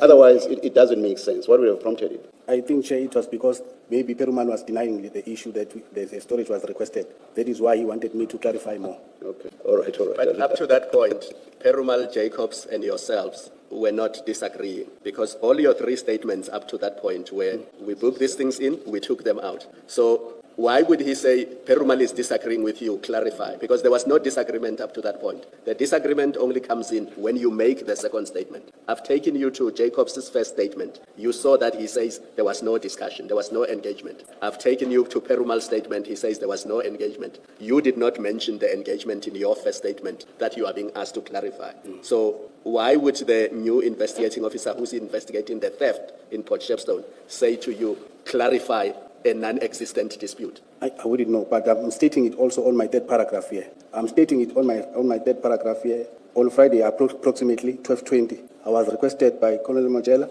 and Captain Muchenchana. But I don't know why didn't I add Captain Marshall, because I was communicating with him on the phone to submit a further statement to the one I submitted before. I'm trying to explain now what transpired on the day in issue. That's not answering the question by Commissioner Kumalo. Commissioner Kumalo is saying the SAP 13 clerk, Warrant Officer Perumal, says he was never asked about this by Jacob. And then Jacob himself does not say that this was ever an issue between him and Warrant Officer Perumal. And then you too, in your earlier statement, do not say that this was ever an issue. There was counting. Warrant Officer Perumal is there. Once the counting is done, Colonel Jacob says, Brigadier Newswa has said that there's a safe place where these exhibits are going to be stored. All of you, all three of you are consistent on this. So all of a sudden, there's inconsistency, and then now Warrant Officer Perumal is standing all by himself in saying this was never an issue. You and Colonel Jacob has suddenly flipped or changed. All of a sudden, when with the two of you as well, there was never an issue around this. And there is this strange statement that says you were required to clarify. What issue was there to clarify when everything was consistent amongst the three of you? That's the question. What was there to clarify? If they did not need the statement, Chairperson, they were not going to. So it shows No, that's not, the question is not about what they required. The question is about why would it have been necessary at all? This has nothing to do with the people who asked you to clarify. Or rather, this has nothing to do with whether or not they would have accepted the statement, which is what you are addressing now. The question is, why would there have been a need to clarify something on which all the role players are agreed? Do you get that? You are one of the role players. Colonel Jacob is one of the role players. Warrant Officer Perumal is, although of course he appears to have been more an observer than anything else. All three role players are agreed on this issue. So why would there have been a need to clarify an issue on which there's no inconsistency, there's no disagreement? It doesn't make sense. I understand, Chair, it doesn't make sense. But for the fact that I put it in my statement and I'm mentioning the people and the time, the investigation team also took the statement. They were not going to accept any statement that they did not request, which means the request was made. Absent an explanation that makes sense, this later version by you and by Colonel Jacob appears to be concocted. The explanation you give doesn't make sense. And what Colonel Jacob says is, I was now reminded by my juniors that there was this interaction with Perumal. All of a sudden, he needs to be reminded on something so important. Surely he should know what the reason for going to Port Shepstone was. It could only be because Warrant Officer Perumal said to him, there is no space. There's no way he could forget something that important. So it's on that basis that I suggest to you that, subject to an explanation that is more reasonable than what you have told us, what you are telling us appears to be concocted. What is your comment? No comment, Chair. Thank you. Can I perhaps suggest a possible explanation for that paragraph? The possible explanation, and I think the most likely, probable, is you were asked the question to clarify why the exhibits were not kept at Isipingo. What was the reason? You were likely asked that question, and you had to give what you considered a credible explanation. You then say, I heard Perumal and Jacob talking, that there is no space. That's why. And the next thing, Jacob had called someone on the phone, and then he said, we have now to take them to Port Shepstone, because you were asked to explain. And I want to point out to you that, in fact, in that clarification, you say you overheard Jacob talking to Perumal about this, that they do not have space. It's different, even if slightly. It's different from what you've actually said now as you're sitting there. You ended up saying, when he came out and he saw the bags, he said, yo, I don't have space. So much. That's what you said when you were being probed on, but there was no asking, there was no refusal when that engagement was happening with the commissioners. You said, yeah, he came out, when they called him, he came out and he said, yo, I don't have space, which is different from saying he was asked for space. And he said, I don't have a chair. You remember Chair said, yo, it sounds like it's Zulu. It was more shock at seeing these, which is completely different from what you say in this clarification statement, which is you overheard them talking to each other, that he doesn't have space. So I want to suggest to you that you made up, in this clarification statement, you made up a reason why these exhibits end up not being left at Port Shepstone. And what you make up is to say they had a conversation, Jacob and Perumal said, I don't have space. That's what I want to suggest to you. I hear you, Chairperson, but I don't recall exactly what was the reason for clarification. The bottom line, Chairperson, I was not in position to make a decision as to where the exhibit must be kept. My colleague, Commissioner Baloyi, is being benevolent. The benevolence still doesn't answer the question why there would have been consistency among all of you and then suddenly two of you changed tack. So that answer to which in the end you said you had, or rather that issue to which in the end you said you had no answer remains. Thank you. And the last point on this, I find it strange that Jacob, who was a party to the conversation, does not remember the conversation. And it is somebody who happened to overhear the conversation who must now remind him of a conversation to which he was a party. I just find that very strange. Thank you. Do you agree that it is strange? That he wouldn't remember and he would need you to remind him? You find it strange? Yes. Because he's the one having the conversation with Perumal. You are assisting with and you are removing the bags from the vehicle so that they can be counted. You happen to overhear his conversation with Perumal. But neither of them remember the conversation. And it is you who must remind them that the conversation took place. I mean, that is strange, right? Yes. Yeah. It's just strange it's not just strange, it is problematic, given what we have referred you to.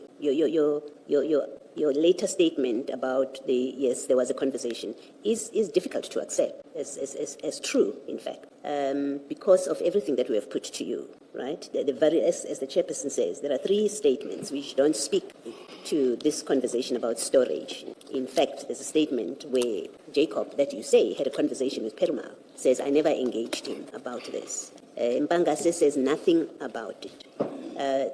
He signs out, Mpangase signs out for analysis. So all of those things, they indicate that your account about this issue, it cannot be correct. It just can't be correct, your account, given everything else. That's the problem that there is. I hear you, Chairperson. All right, thank you. Thank you. Could you then, on the same file, go to, just to round up the issue, at page 591?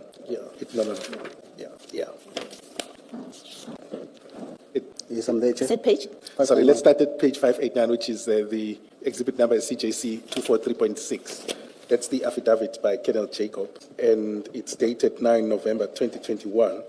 But what I'm more interested in is from page 590 at the bottom, the very last sentence of paragraph 10. Are you there? Yes, I'm there, sir. The last sentence says, I wanted to contrast with what your second statement and your current statement says. Colonel Jacob says, Warrant Officer Perumal implicitly indicated that they did not have space, and it is the norm for large amounts of drugs to be booked out of the station SAP 13 for safe storage. Now, what do you see the difference between that, the implicit, and someone saying, there's no space, or on the phone, or having a discussion? Do you see the difference between those 3 versions? It might also be caused by the fact that this happened 5 years ago. Yeah, so this one is 9 November 2021, and yours, the following one, is January, and then May. I hear you. So which one? And then, which the chair was saying, Warrant Officer Perumal also has a different version to you. But what then suddenly changes is that from May, you then introduce this thing, and then Jacob himself then suddenly changes. Where the difficulty lies is then either they seem all to be saying no, but you are the one that seems to be settled. So the people you say were part of the discussion actually rule it out. But you say do you still maintain that position? I maintain what I have. Okay, thank you. Then the next point I want to go through, still on the same thing, is the exhibit bags. So let me just put the paper aside. Sorry. In a way, I'm taking you back. I don't know if we actually placed this on record, but of course, we did refer to it, even if we did not specifically refer to the actual wording. I hope I'm not wrong. This is Colonel Jacobs's. Oh my gosh, it's unsigned. You probably not own it. The very first. I don't know if I have to say. Did he disown it? No. He accepted it. He accepted it. I raised that issue, and Advocate Silot took him through it. Oh, yeah. And he accepted that this is his first Okay. statement. Yeah. Just for your benefit on what I was engaging you on, and on which both my colleagues joined. What is it? Yes. Paragraph 8 of that statement. It says. Can I just? It's at page 575. Page 575. The flag there is CJC 243. Yes, I'm there, Chair. Yes. I'll just read from the second sentence. Warrant Officer Mpangase entered the exhibits into the Isipingo SAP 13. The member in charge of the SAP 13 was Warrant Officer Perumal. The exhibits were acknowledged by him and immediately booked out by Warrant Officer Mpangase. SAP 13, that refers.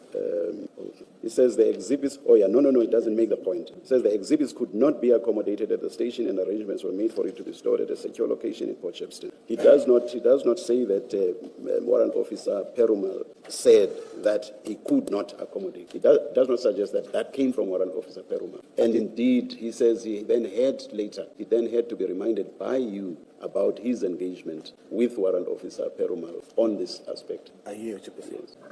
In fact, just perhaps to complete, in that where Mrs. Kakane was referring you to, where Jacob says Perumal implicitly indicated, you remember that statement you were looking at, it concludes that paragraph by saying, I did not force the issue of storing the exhibits as I had reservations about the safety of the exhibits at the station. So it was never a thing that they were not stored there because Perumal refused. The use of implicitly there suggests that there was no discussion, because if Warrant Officer Perumal had said so, he wouldn't say he said so implicitly. He would say he said. Do you get that as well? Thank you. Yes, Mrs. Kakane. Thank you. So the point I think that flows naturally from that I wanted for us to go through is then the issue of the exhibit bags, right? Earlier on, you had indicated that you had exhibit bags in the car, albeit they were not sufficient. Yes.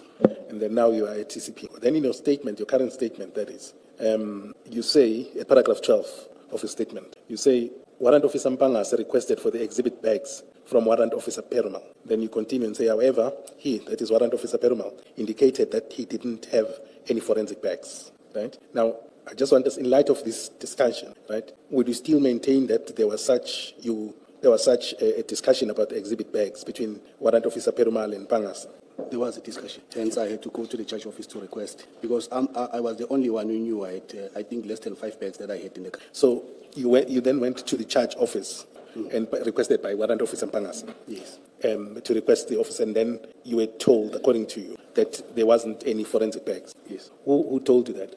I find 2 sergeants there. One of them was the command. Sorry, who? Sergeants. I found sergeants. There were 2 sergeants in the church office. Sergeant who? I did not take their name, but Okay. I remember I went to the church office, I requested for the bags, and then I was told they don't have. Then I returned back to the park. Right. Let me accept, for example, so your side, you had exhibit bags, right? Now, Less than 5 bags I had. less than 5. Yeah, they could accommodate the 27 bricks. And just correct me, you said generally, or maybe that's a stronger word, that members would have in the ordinary course exhibit bags. Yes, we normally place exhibit bags in the boot at the boot of the state vehicle. Okay. And where do you get those from? We request at the stations, sometimes at the office, exhibit bags are an issue and they are not easy to get, more especially the bigger sizes. Yes.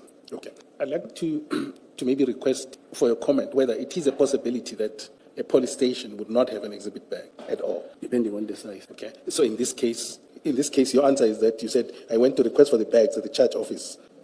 Members indicated that they don't have forensic bags. Yes. So you still maintain that it's a possibility that the entire police station or any official or office member would not have any exhibit bag. But in all of this, you are the only one with exhibit bags. Not necessarily I'm the only one. I was the only one who was in possession of the state car at that time. So the bags normally sit at the boot of the car. So I know more or less what type of bags I've got in the boot of the car. No, I'm saying with the entire police station, you wouldn't know for a fact. So you only relied on what they said. I only relied on what they said at the time. Okay. And you say in your encounter, in your experience in the police force, is that possible? Can it happen? Yes, it can. It does happen. It does happen sometimes. Entirely. And obviously, here at TCP, I think we can agree, we don't need to test that. We can agree that they did store exhibits before. And with that as well, you would still maintain that that's what they didn't have. Can you then tend to... Let me ask a question about this.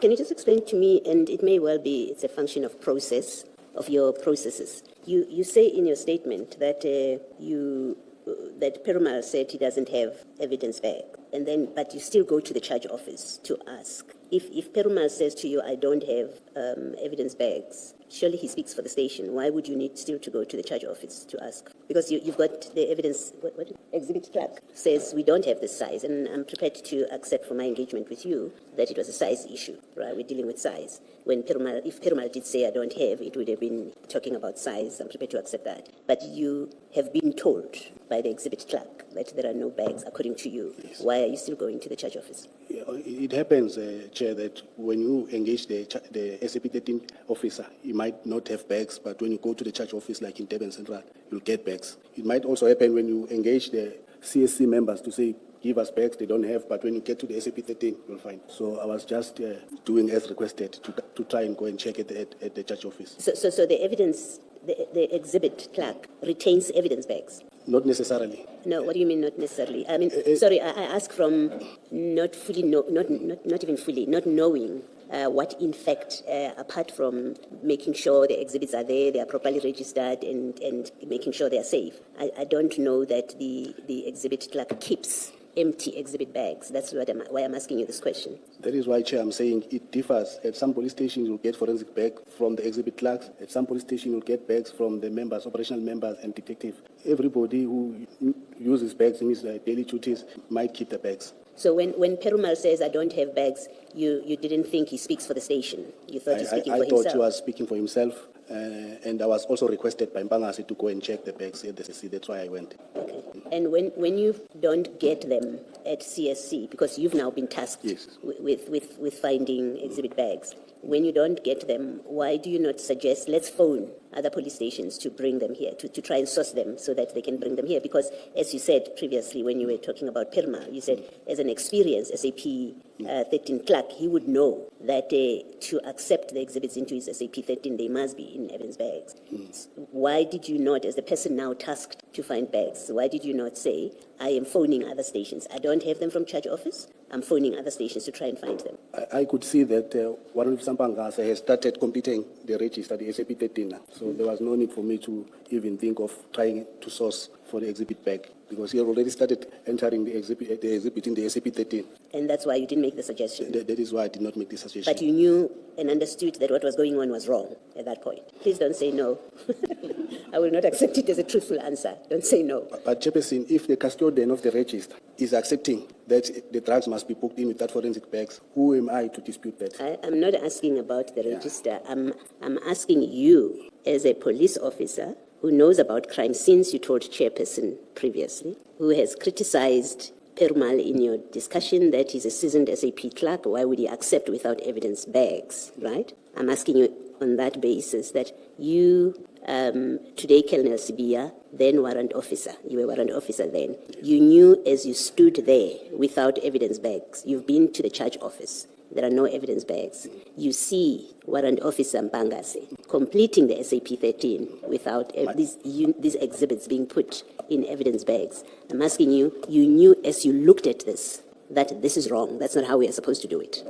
Chair, my senior was completing the SAP 13. You thought there was nothing wrong with what your senior was doing? No, I don't know. We don't have all the time for you to go around in circles instead of answering a direct question. You started off earlier saying my senior, so I've heard you on that, and I've said, no, I'm not asking you about what your senior was doing. I'm asking you about what you thought of that. You've told us what your senior was doing, according to you. So accept that I accept that it was happening. What you're saying was happening at the time. Work on the basis that I accept the truthfulness of you saying that your senior went ahead and completed these things without evidence bags. I'm asking you a different question. As he was doing that, you knew that is contrary to national instructions. It is wrong what he is doing at that time. It's a yes or no answer. He may have an explanation why he was doing it. You may have an explanation why you didn't say anything to him. You have an explanation why you didn't call other stations to get those bags. I'm not interested in that. I'm interested in, as you look at it, as it's happening, you knew what he's doing is wrong. Not what you are doing, but what your superior is doing is wrong. It's against what the books say we should do. You knew that. Okay, thank you. But if I may add also. Yes, you may. Sometimes operationally you have to make decisions that are contrary to the national instruction. If the attempt failed to try and secure the forensic bags, then the next best thing is to put them in as they are. You accept, as I think you must, that you cannot say there was a failure to obtain because you didn't call other stations. And I'm not blaming you. I'm not putting it to blame you. I'm saying you are at Isipingo, you know what the rules say. None of you said, let's call the other stations and then say, oh, we've tried. Nobody has it, then we have to do it the Mpangase way, right? You accept that? Okay, thank you. Can I ask a yes or no answer? Is it fair to say that this whole problem that arose at Ispingo was because LCRC was not called to the scene to begin with? Yes, it is fair. Thank you. How much longer do you think you're going to be, Mrs. Kakane? I'm asking because we have other important commission-related engagements, but I'm not unduly pressuring you. I just want to find out. And of course, if there's stuff that you think you can skip, then maybe you could consider that. But as I say, I'm not unduly pressurizing. Would 4 be a terrible time? Or Yes, it's only 30 minutes, yes. I will. That's my time. Thank you. I'll try to go through some of the issues. If you go, I think I wanted to take you to page 653. That is exhibit CJC 244. 653. I just want to tie up the issue of the exhibit bags, and at least in 653. Yes, that's the. If you go, maybe just to start at 652, it will tell you it's an affidavit or statement by Warrant Officer Perumal, handwritten, right? At 653, he indicates that Lieutenant Colonel Jacob did not ask for forensic bags, right? I'm trying to make up the handwriting. Did not ask for forensic bags to package these exhibits. He only told me that they are waiting for his commander to arrive. I went back to my office and continued with my duties. And then what is important for your purposes is that he says we had the forensic bags at the station that could have been used to package those exhibits if Lieutenant Colonel Jacob requested them from me. Now, what would be your comment to that? version? I think that Perumal, knowing the national instruction and as a custodian of the SCP-13, allowing exhibit to be booked in without forensic bags, then there's something that it's a proof that the exhibit bag were not there. That is why he's accepting drugs without forensic bags. Then there's two questions that I have, then we can move over from this issue. One is, the assumption is that he refuses, or he says there's no space, right? Now, was that taken up with someone higher at the station? No, I didn't take anybody. Okay. Please speak up. I did not take it higher with anybody, but I don't know, maybe the Colonel Jacob maybe engaged somebody, I don't know. I wouldn't Sorry, you said, anybody higher than Perumal, but I did not engage anybody. but would you accept that if Warrant Officer Perumal either refused to keep the exhibits or otherwise not comply, that would have been in breach of the national instruction? Yes. And what's the likelihood, I think, if there was this, I think we can conclude that all of these were anomalies in a sense, because they are non-compliant. So there would be significant point. One, the very police station where these exhibits must be stored, for one reason or the other, can't store them. Then the second point is they don't have exhibit bags, meaning a very important thing, according to the national instructions, two things can't happen, right? So would it not be prudent for that to be at least recorded somewhere? It should have been recorded on the inquiry. Okay. And just to confirm this, if you go to CJC 268, File number? file 3, apologies.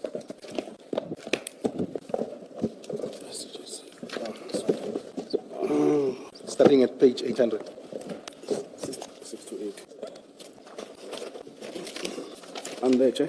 Okay. So this is, as you see, at page 800 is the investigation diary, right? Yes. Now, the investigator started investigating people was Mpangas and Jacob. But for me, I think, Chair, it is unfair to be given this inquiry because I was not investigating. The two people that should explain the issue of the entries made here in the inquiry are Jacobs and Mpangas. For me, I played no role. There's not even a dot that I put in this inquiry. So I think, Chair. So I think. Wait for the question first. Let hear first what he's asking. I agree with you.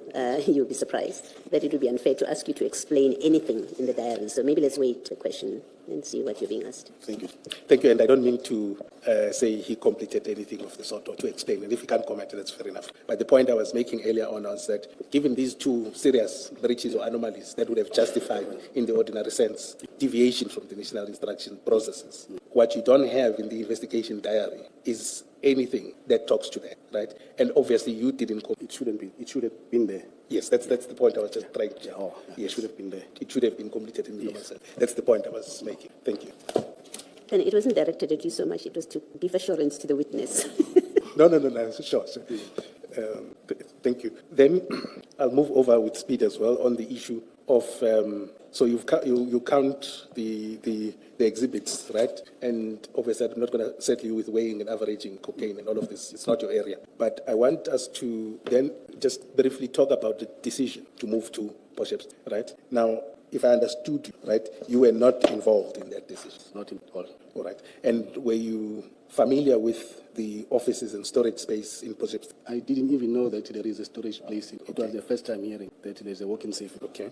So you, what did you assume? Did you assume it was offices? That's how your understanding was, that the exhibits were being taken to the offices? Colonel Jacob indicated that Brigadier News was said the exhibit will be taken to Port Shepstone in a walk-in safe. Yeah. And obviously, they are not in sealed bags at this point. Yes. They are still in those Canvas bags. Right. So you took no issue. I'm saying you took no issue with that. It's your boss or your commander that says these must be transported to Port Shepstone. Yes. All right. And in your mind, did you not also, there's an issue about whether they are nearer police stations and all of this? Did you have that in your mind that maybe Port Shepstone is far? Maybe we can consider other space. Were you part of that discussion? No, I was not part of the discussion. It never crossed my mind. Okay. So then you then go to, I'll take you to your paragraph 14 else.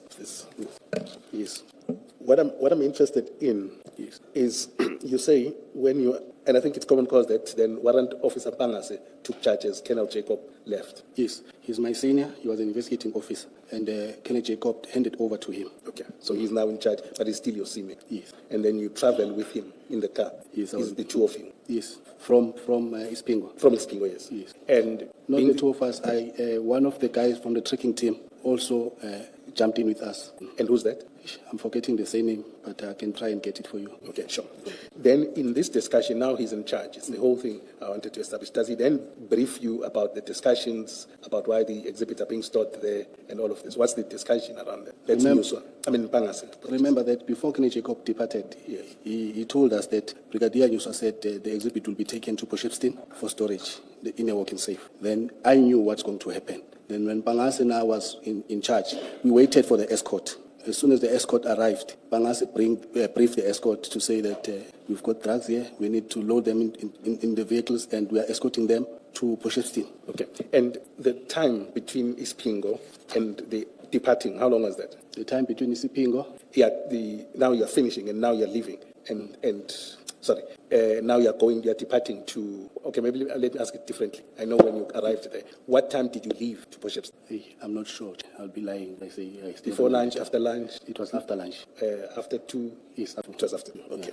All right. And the decision itself was taken before, around what time? No, I don't. You don't recall. Okay. Then you arrive at Port Shepstone, DPCI offices, right? Yes. My interest is when you arrive there, you met General Senona and Brigadier Nyuswa, Yes. the acting unit commander of Port Shepstone and other members, right? And the way I read this is that you arrived at the same time. Yes. And was General Senona traveling with Brigadier Nyuswa, or they came in separate cars? They were traveling together. Okay. And where did they park? They parked on the parking lots at Port Shepstone Organised Crime Park. Outside the office, there are parkings there. Okay. I'll just ask. I do need to be pedantic on this point. Just one question.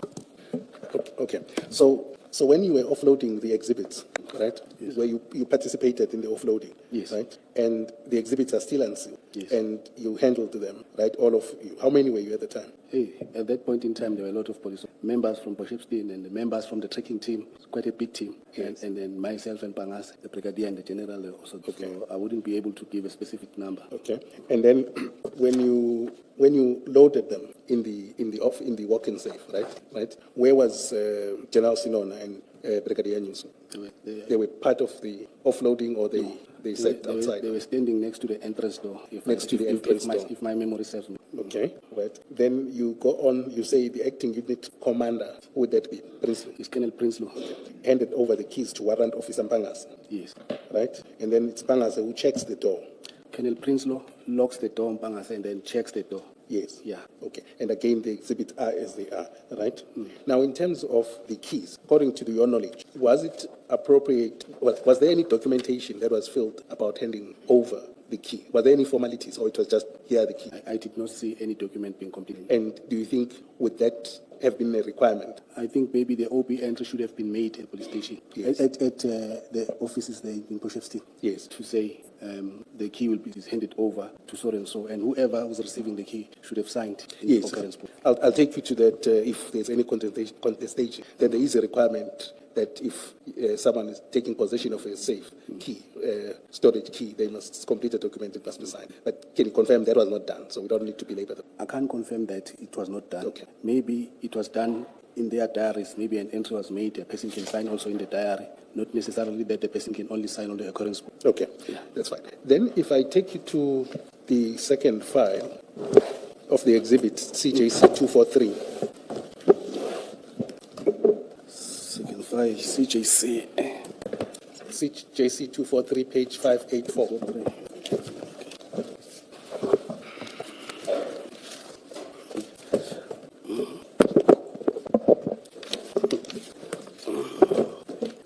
I'm at CJC 243.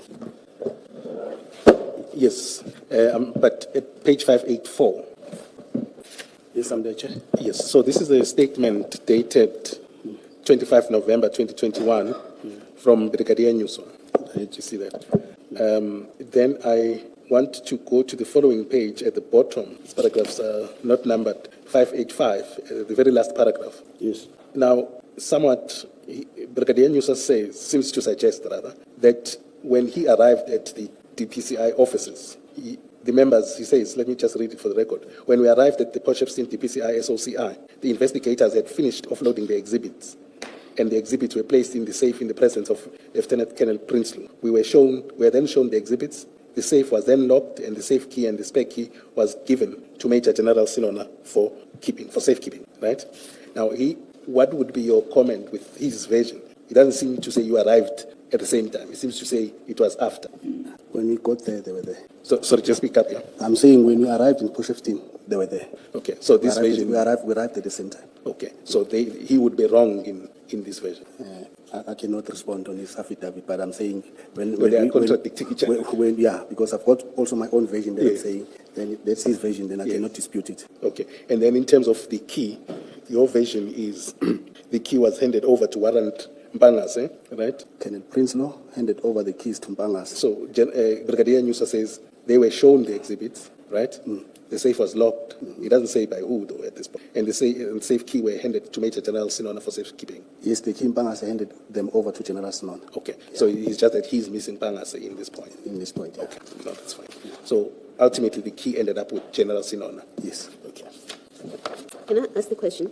Why were these, on the day itself, you're now in Port Shepstone, why were they not put in evidence bags on that day when you got to Port Shepstone? Chair, if I can tell you, I'll assume that maybe no one thought of it because I was contacted the following morning I was requested by Mpangas the following morning to say that no, we needed to go back to Port Shepstone to pack the exhibits.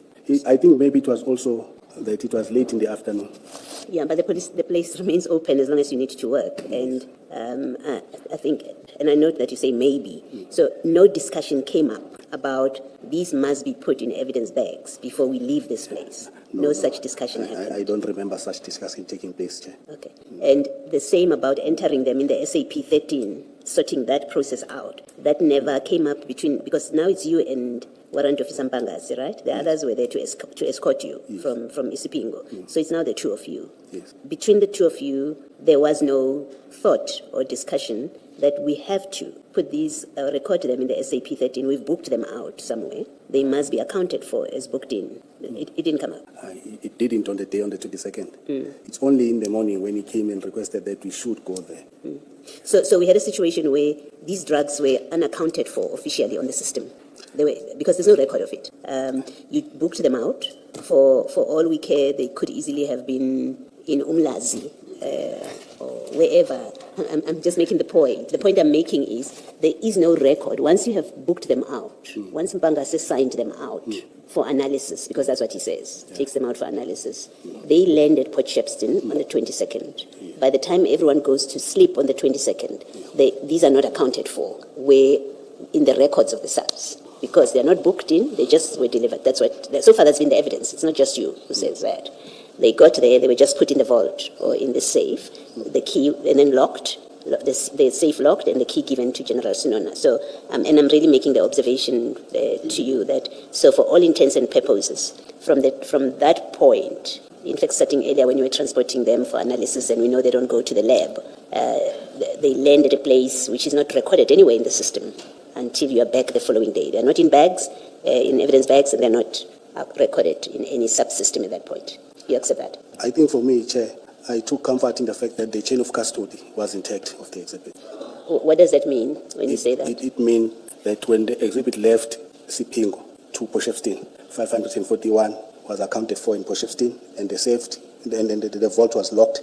The following day, when we were going to repack the exhibits, we recounted the exhibit and we packed them, and still the same number. But I'm correct to say they were unaccounted for. You say you took comfort. So I wasn't asking whether were you not concerned or not. I'm not asking that. I'm asking an objective fact. I'm putting to you an objective fact, which is they were checked out, signed out, under the pretext that they are going for analysis. They did not go to a lab. We know that, right? So if anyone looked at the Isipingo SAP 13 of the 22nd, wanting to know where are these exhibits, right? There was no knowing where they landed. All from that SAP 13. Yes. There was no knowing until you came back on the 23rd, and then you started recording and doing. In fact, you then put them in bags. It will be the 24th, Chair.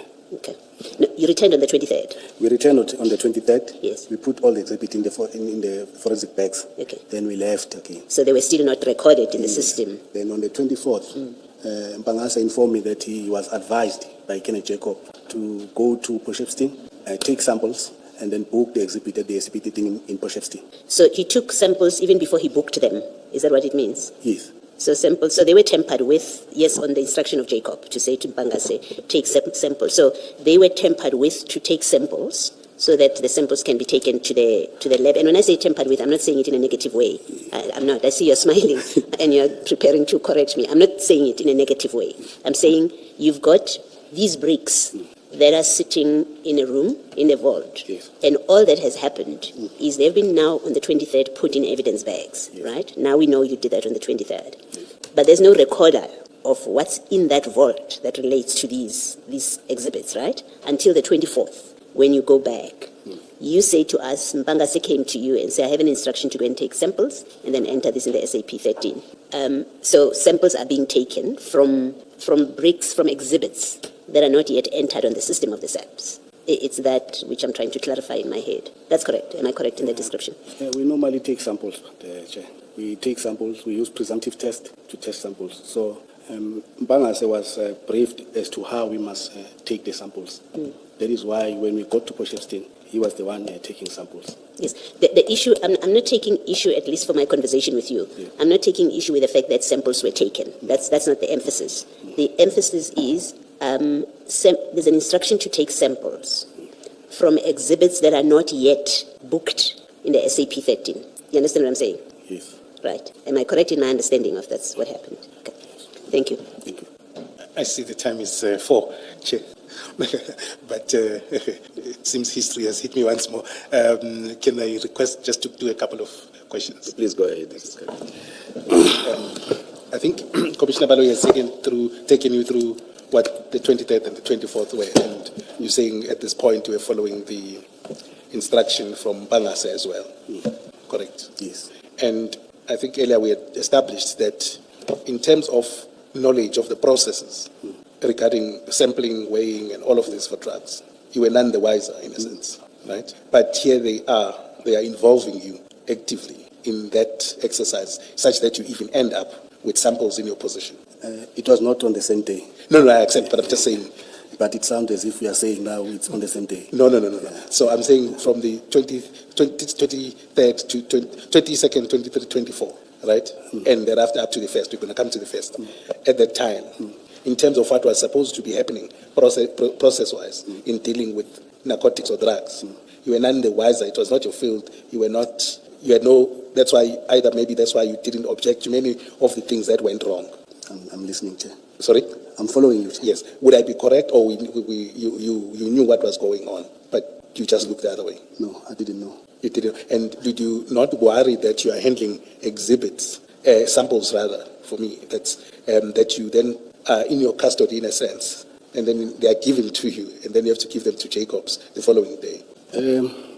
I did not take samples. I was present in the vault when the samples were taken. Then the issue of handling samples, it's not a problem. You know, in our daily duties, if people are going to FSL to hand in exhibits, they can just give you the packet to hand in the exhibit on their behalf. So for me, handling the samples is not wrong. To pass it on to another person, it is not wrong. Okay. So would you say that was in line with the law? What, handling? Yeah, I'm saying let's go to paragraph 19. My Paragraph of your statement. Paragraph 19. Yeah, you say, I don't remember the date, but Warrant Officer Mpangase handed over to me 5 samples and an inquiry file to hand it to Lieutenant Colonel Jacob on the following day. So your version is that there's nothing wrong with that? Yeah, no, there's nothing wrong with that. That's fine. All right.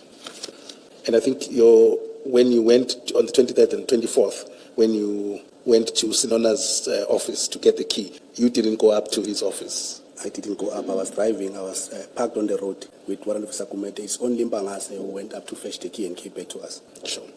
Okay. Then the other issue is then when Jacobs come back, right? Before you go to Colonel Jacob coming back, on the 23rd, all you do is you go to put the exhibits in evidence bags and nothing more. No recorder. No recorder. And then you go back on the 24th. Yes. Now Mpangase is saying he got instruction to go and book the exhibit at the SAP 13 in Port Shepstone and further take samples. Okay. Yes. So can you just explain what in fact happens with booking the exhibits in the SAP 13? Explain that process that day. What happened on the 24th? On the 24th. We left Port Shepstone Organised Crime to Port Shepstone SAPS. On arrival at the CSC, myself, Warrant Officer Kumet and Warrant Officer Mkomo, we stood on this side of the counter. Warrant Officer Mpangase went and spoke to the SAP 13 clerk, and then they completed the register. And then he came back to us, he told us that he's done. So the SAP clerk did not see the exhibits. So the SAP 13 was out seeing the exhibits. Yes. He did not see the exhibit because we can't even say maybe he went back because we left Port Shepstone with the key to Durban. So he did not see it, but he signed for them. Yeah. And maybe just so that I understand. So when from the one SAP 13, the Isipingo one, right? We have seen that what is recorded is each bag and the details of each bag and what is in the bag, right? That's what happened with the Isipingo one. So with the Port Shepstone one, the SAP 13, on what basis was it completed with the SAP 13 clerk if he doesn't have the exhibits and therefore he doesn't have the evidence bags and the evidence bag numbers? He doesn't have those details. How does he complete? Warrant Officer Mpangase went with the list of all the exhibit bag numbers, and then he completed the SAP 13. I did not have sights of the SAP 13, but I know that he said he booked them in and out. Okay, so you didn't see what he did? I did not see. I did not see. On that front. But you confirm that the clerk did not see the exhibits? I can confirm that the clerk did not see, because from Port Shepstone SAPS, we went back to Port Shepstone Organised Crime, where we dropped off Mkomo. Then we went straight to provincial office in Durban, where Mpangase went and handed over the key. And that's not how it's normally properly done. If it's done properly, that's not how to do it. The SAP 13 clerk should have demanded to see the exhibit. Yes. Yeah, but she didn't. Thank you. Thank you. Colonel Jacobs comes back, right? And do you and Warrant Officer Mpangase brief him when he comes back? He was supposed to be briefed by the investigating officer. I did not brief him. Okay. And then you say then at your paragraph 19, on 1 July 2021, I was requested by Colonel Jacob to go with him and Warrant Officer Mpangase to the depot to unpack the container. And then you went there, right, did the count. Can you just explain to me what was your role at the CHC depot on the 1st of July? The 1st of July, we got there. There was a person, I don't know whether he's a clearing agent or he came with the packing list, and there were also laborers there. So the container was opened. The laborers, they moved the bags. We inspected the container. We confirmed that the packing list corresponds with the number of bags. And then Colonel Jacob handed over to that person that was with us there. So what would have been your role? What's significant for you about that and yourself? And what role did you play there? I was just accompanying them to go there. What was the purpose of you going there to count the bags? Not necessarily counting, Chair. Sorry, say that? We were not going there for only counting the bags. We were still conducting a further inspection to see did we not miss anything on the day. Yes. Well, you see, the thing is, you say in your statement, which is exactly what Colonel Jacob wrote in his own statement. You say, we conducted a count. We went to do an unpack on the container. We proceeded there. We conducted a count of that number of bags of animal feed. This corresponded with the packing list, and then we released the container. So on your most recent statement, where you speak about this, you account for counting the bags, nothing more. You don't say we went there to investigate for further investigation. In fact, let me use your language. You don't, and him as well. He doesn't say in his statement, we went back for further investigation and this is what we did when we got there. He says, we went back to do a count to verify that the number of bags corresponds with the packing list. Now, I don't understand why that is your problem, that the number of bags correspond with the packing list. What does it have to do with you, SAPS? When I say you, SAPS. In fact, I want to suggest to you it has nothing to do with the SAPS, that the bags correspond, the number of bags corresponds with the list. But that's what you said. And it's word for word what Colonel Jacob says in his own statement. Doesn't speak about investigating. And what I suggested, in fact, let me put this to you, what I suggested to him. I suggested to him that this was a charade, It wanted to give appearances that we continued to investigate the docket. There was nothing amiss. This was a serious matter. We were investigating the docket. That's why we went back on that day. And I don't accept that explanation.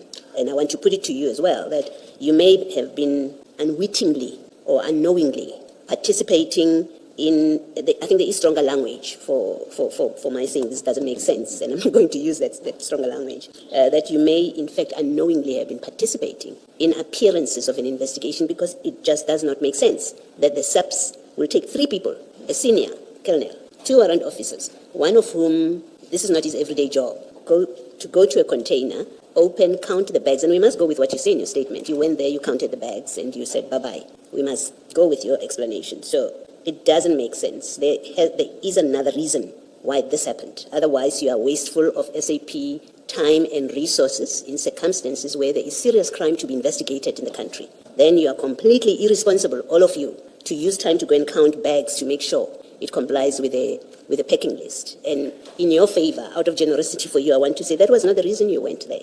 You went there for a more serious reason. The question is, what is that reason? And my suggestion is it's to create appearances of an investigation because nothing else about this visit makes sense. I don't agree with that, Chairperson. You don't agree? Hence, the laborers were requested to come and assist unpack the container. We went there to inspect the container of further narcotics, and we saw that there was nothing. Then the container was then handed over to the relevant person. And you say, so all you did, you got the container emptied? Yes, the laborers... No, that's not what happened. What happened? You didn't empty the container. Your commander who was in charge of the scene on the day said you didn't empty the container, you took out the first few bags, and from the first few bags you knew that, no, there's nothing, all is good. So you're contradicting Colonel Jacob yet again. When you say the laborers emptied the container, that's not his evidence. The bags were taken out of the container, Chair. So Colonel Jacob lied to us when he said the container was not emptied, only the front bags, and then you checked around and you were satisfied from the smell that and the number of bags that correspond with the list that all is good. He was untruthful when he told us that's what happened. Yes. Okay, thank you. Are you saying he told you that the reason for going there is to look for more drugs? He said we needed to go and conduct a further inspection on the container to establish if maybe there was something that we did not pick up on the day. Okay. I raised something else as well about this account of this visit. It's not in your earlier statements. You've gone with the chair through the statements. Your first statement is at Page 633.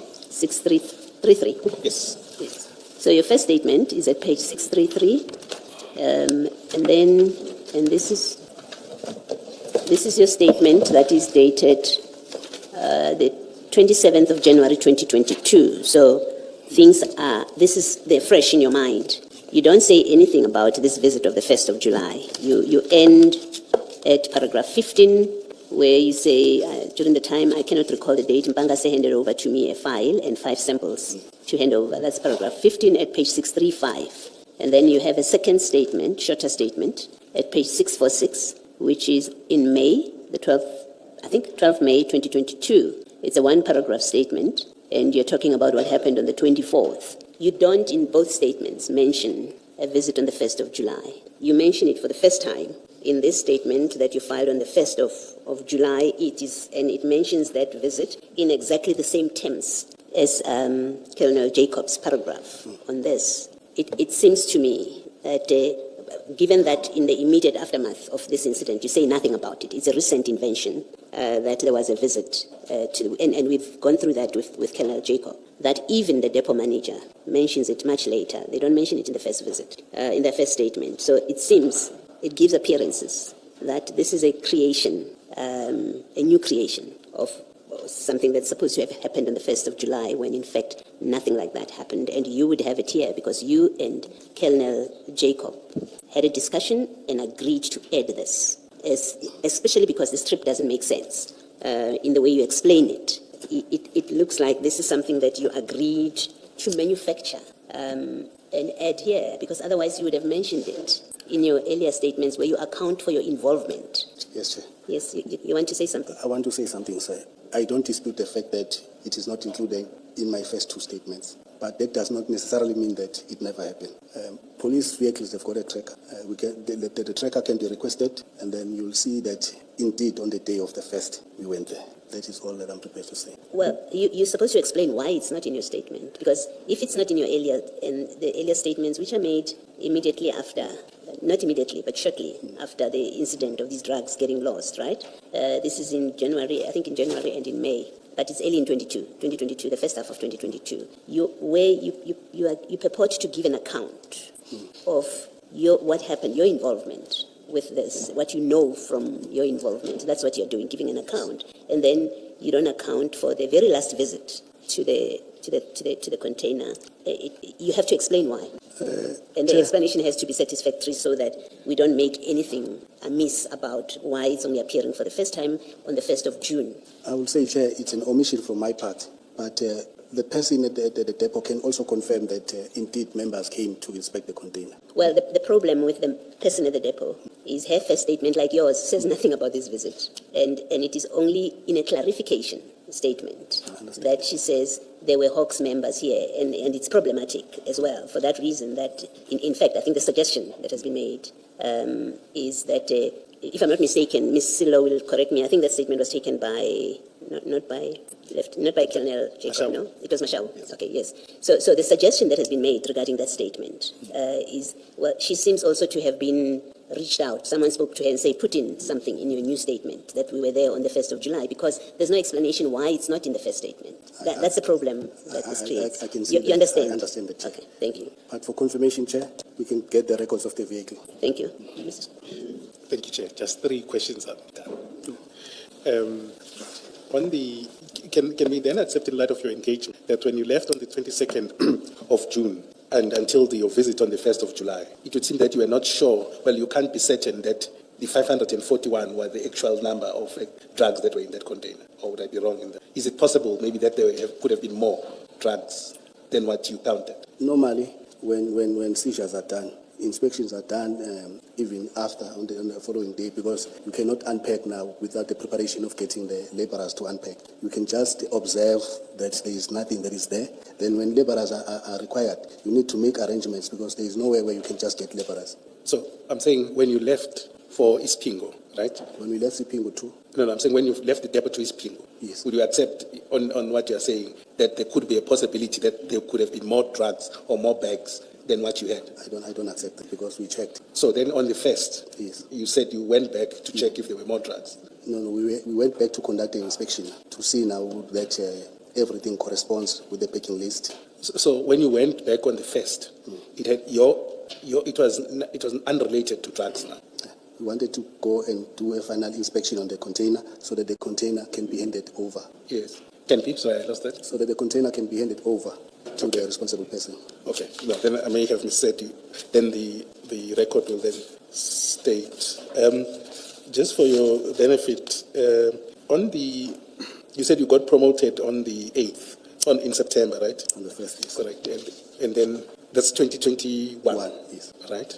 And I'm interested in your last paragraph, 21 of your statement.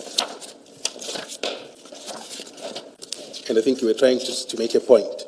And maybe it's not important, but you're saying that at the time that the exhibits were stolen, you were not in the province of KwaZulu-Natal.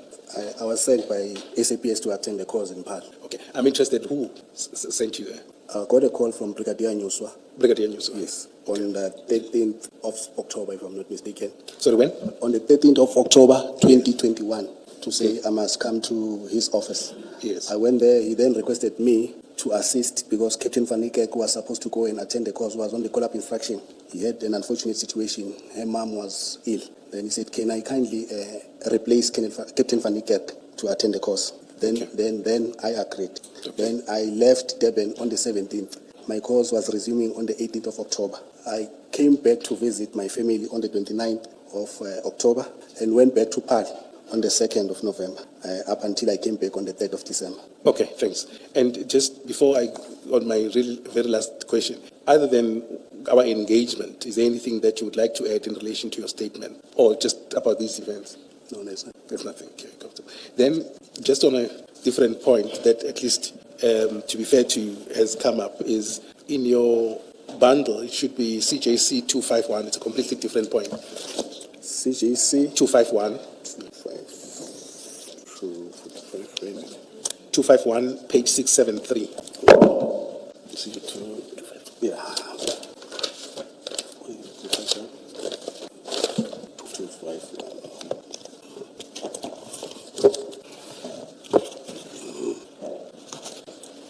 Are you there? Yes, I'm there. Oh, let me wait for the Commission Chairperson. You don't have. Which file is it? It should be. Let me check. It should still form part of the second file.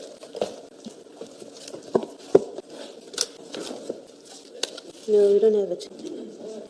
Not in two. This is not the same one as the problem yesterday. What document is it? It's an email from Warrant Officer Sanders or Sander to Sibiya. Would that be you? Yes. Okay. Dated 14 November 2023. You don't have perhaps. Is it, please, may it be flighted. Ms. Silo, is it not, Ms. Silo, is it not one of the additional annexures or exhibits? Yes, it's additional It's one of those annexures, additional. but your files were updated. This is file 2. We should be seeing it. Do our attorneys assure us that they did do the update? So let me tell you what happened. When Advocate Ngube was leading evidence of one of the witnesses, Yes. the documents were handed up, Yes. but they were not updated. So mine, I found it in the statement file, and it is that email of 14 November 2023. That's correct, yes. Yes. So it is lying somewhere, but it is not In your where it's paper, oh, supposed to be. okay, I get the point. So when it was introduced, and unlike as is often the case, there was no attendance to your file to make sure that they are formally updated. Apologies for that. I don't know what it means now if one of the commissioners has found it, whether... But even he, maybe ours are exactly where his is. Indeed. There's no flag, there's no nothing, it's just lying at the bottom of a pile. But that can be sorted out. Let's not belabor it. Let's not apologize for that. Do you want to put it on the screen? It will make it easier. Then we will follow from our screens. Indeed. In the meantime, we'll try and see if at least the witness's file is updated. Yeah. Because the witness's file has got this document, so it Yeah. appears that fell through the cracks when it came to updating your files. Yeah. So we apologize. Thank you, no problem. I think, Chair, we're also having some difficulty locating it. Is it? Perhaps can I request that for your purposes, I hand it to you again as a copy? Just one is fine. For One is Commissioner Baloyi, Okay. I will share with Commissioner Kumalo. Yes, Mrs. Kakani. Thank you. You said that was your email? Yes. Okay. And you confirmed receiving that complaint from Yes, I did. Warrant Officer Sander? Yes, I confirm. And what have you done about that? Have you taken any steps to resolve that complaint? Yes, when I received this email, I think I was acting on behalf of my commander, Lieutenant Colonel Kopatsami, who, when he came back, I did hand him over and showed him the email. He indicated that he already drafted a report regarding this matter, this member that is being mentioned here. And then the report was sent to the provincial office. What I know is that this member was convicted. Oh, I see. Yes, he was convicted and he resigned from the service.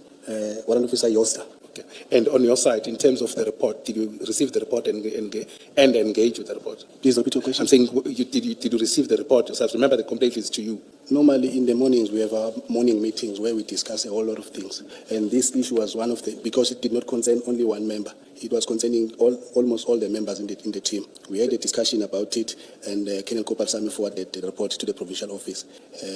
I did not receive the report. He informed me verbally that the report was sent, and I know that the member was convicted and he resigned from the service. And Warrant Officer Sander used to work very close with this member. He knows also that the member was also convicted. Thank you. And the conviction or discipline was in relation to this complaint? Yes, it was in relation to the theft of exhibits. Okay, all right. Thanks. Do you have any further questions on our side? Yeah.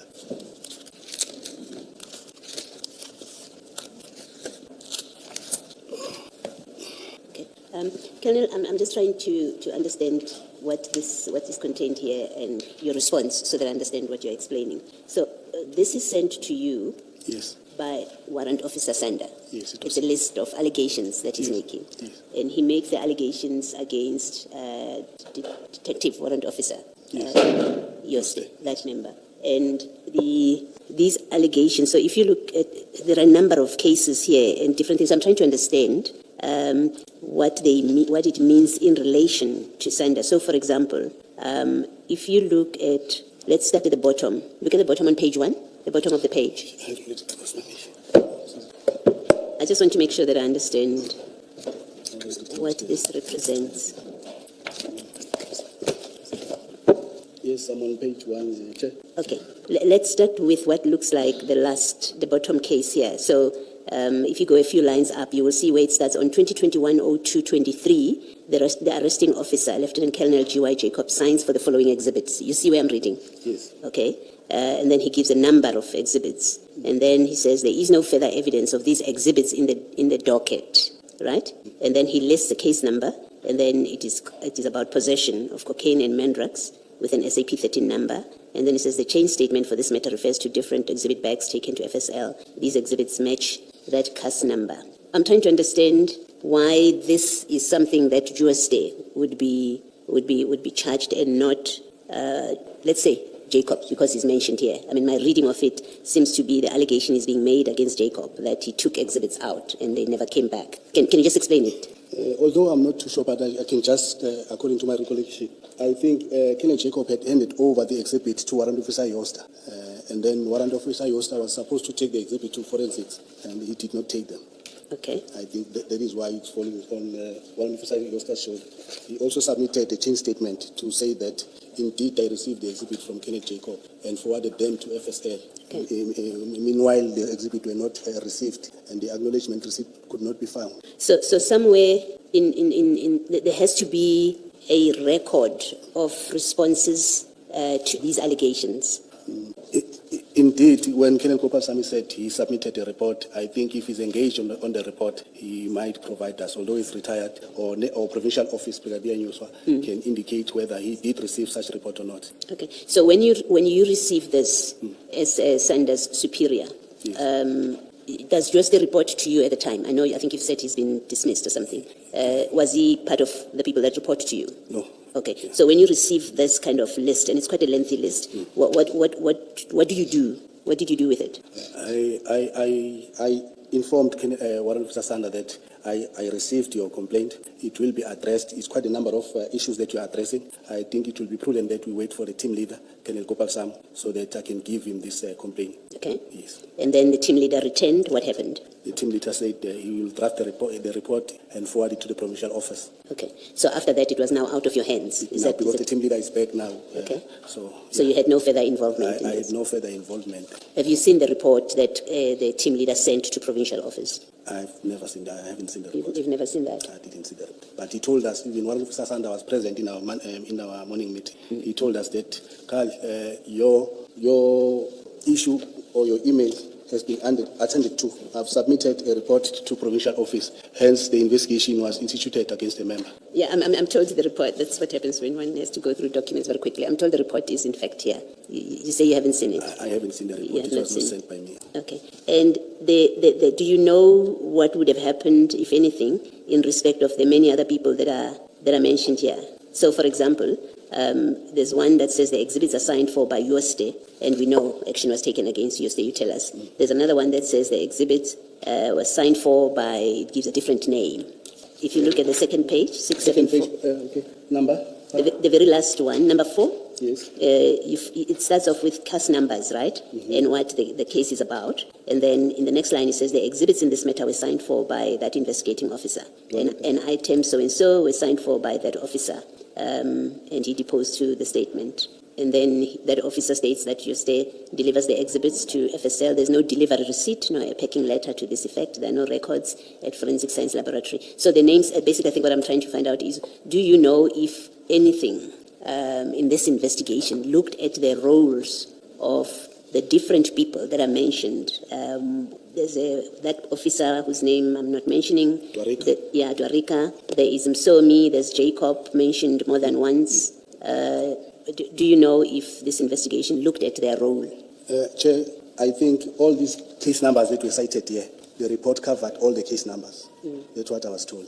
This is the report from the team leader? From Colonel Kopalsano. To provincial office? Yes. Okay, so my question is, do you know if provincial office looked at the conduct, whether there's anything wrong with the conduct of the individuals that are mentioned here? You don't know? If my memory serves me well, I think all the members that are mentioned here, some of them, they just investigating these dockets, but the person who was mischievous here, if I may say that, was the warrant officer. The others, you know for a fact that they were found to be innocent.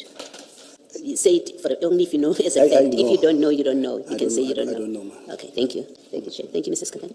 Maybe just to be fair to you, go to 676 there, still documents that follow? Because you were being asked about a report. Just to confirm that this is the report, the factual report dealing with the loss of exhibits. It should be 2 pages after the page where you were. Yes, and then, Is it that one? remember, Chair, I said I've never seen the Okay, report. no, then that's but fine. it seems as if this is indeed the report. It looks like the one to purpose. me. That's why I thought, to be fair to you, just point it out to you. All right, thank you. Yes, Mrs. Chair, I Kakane. think I've exhausted your indulgence, and I think I've covered the key points I needed to cover.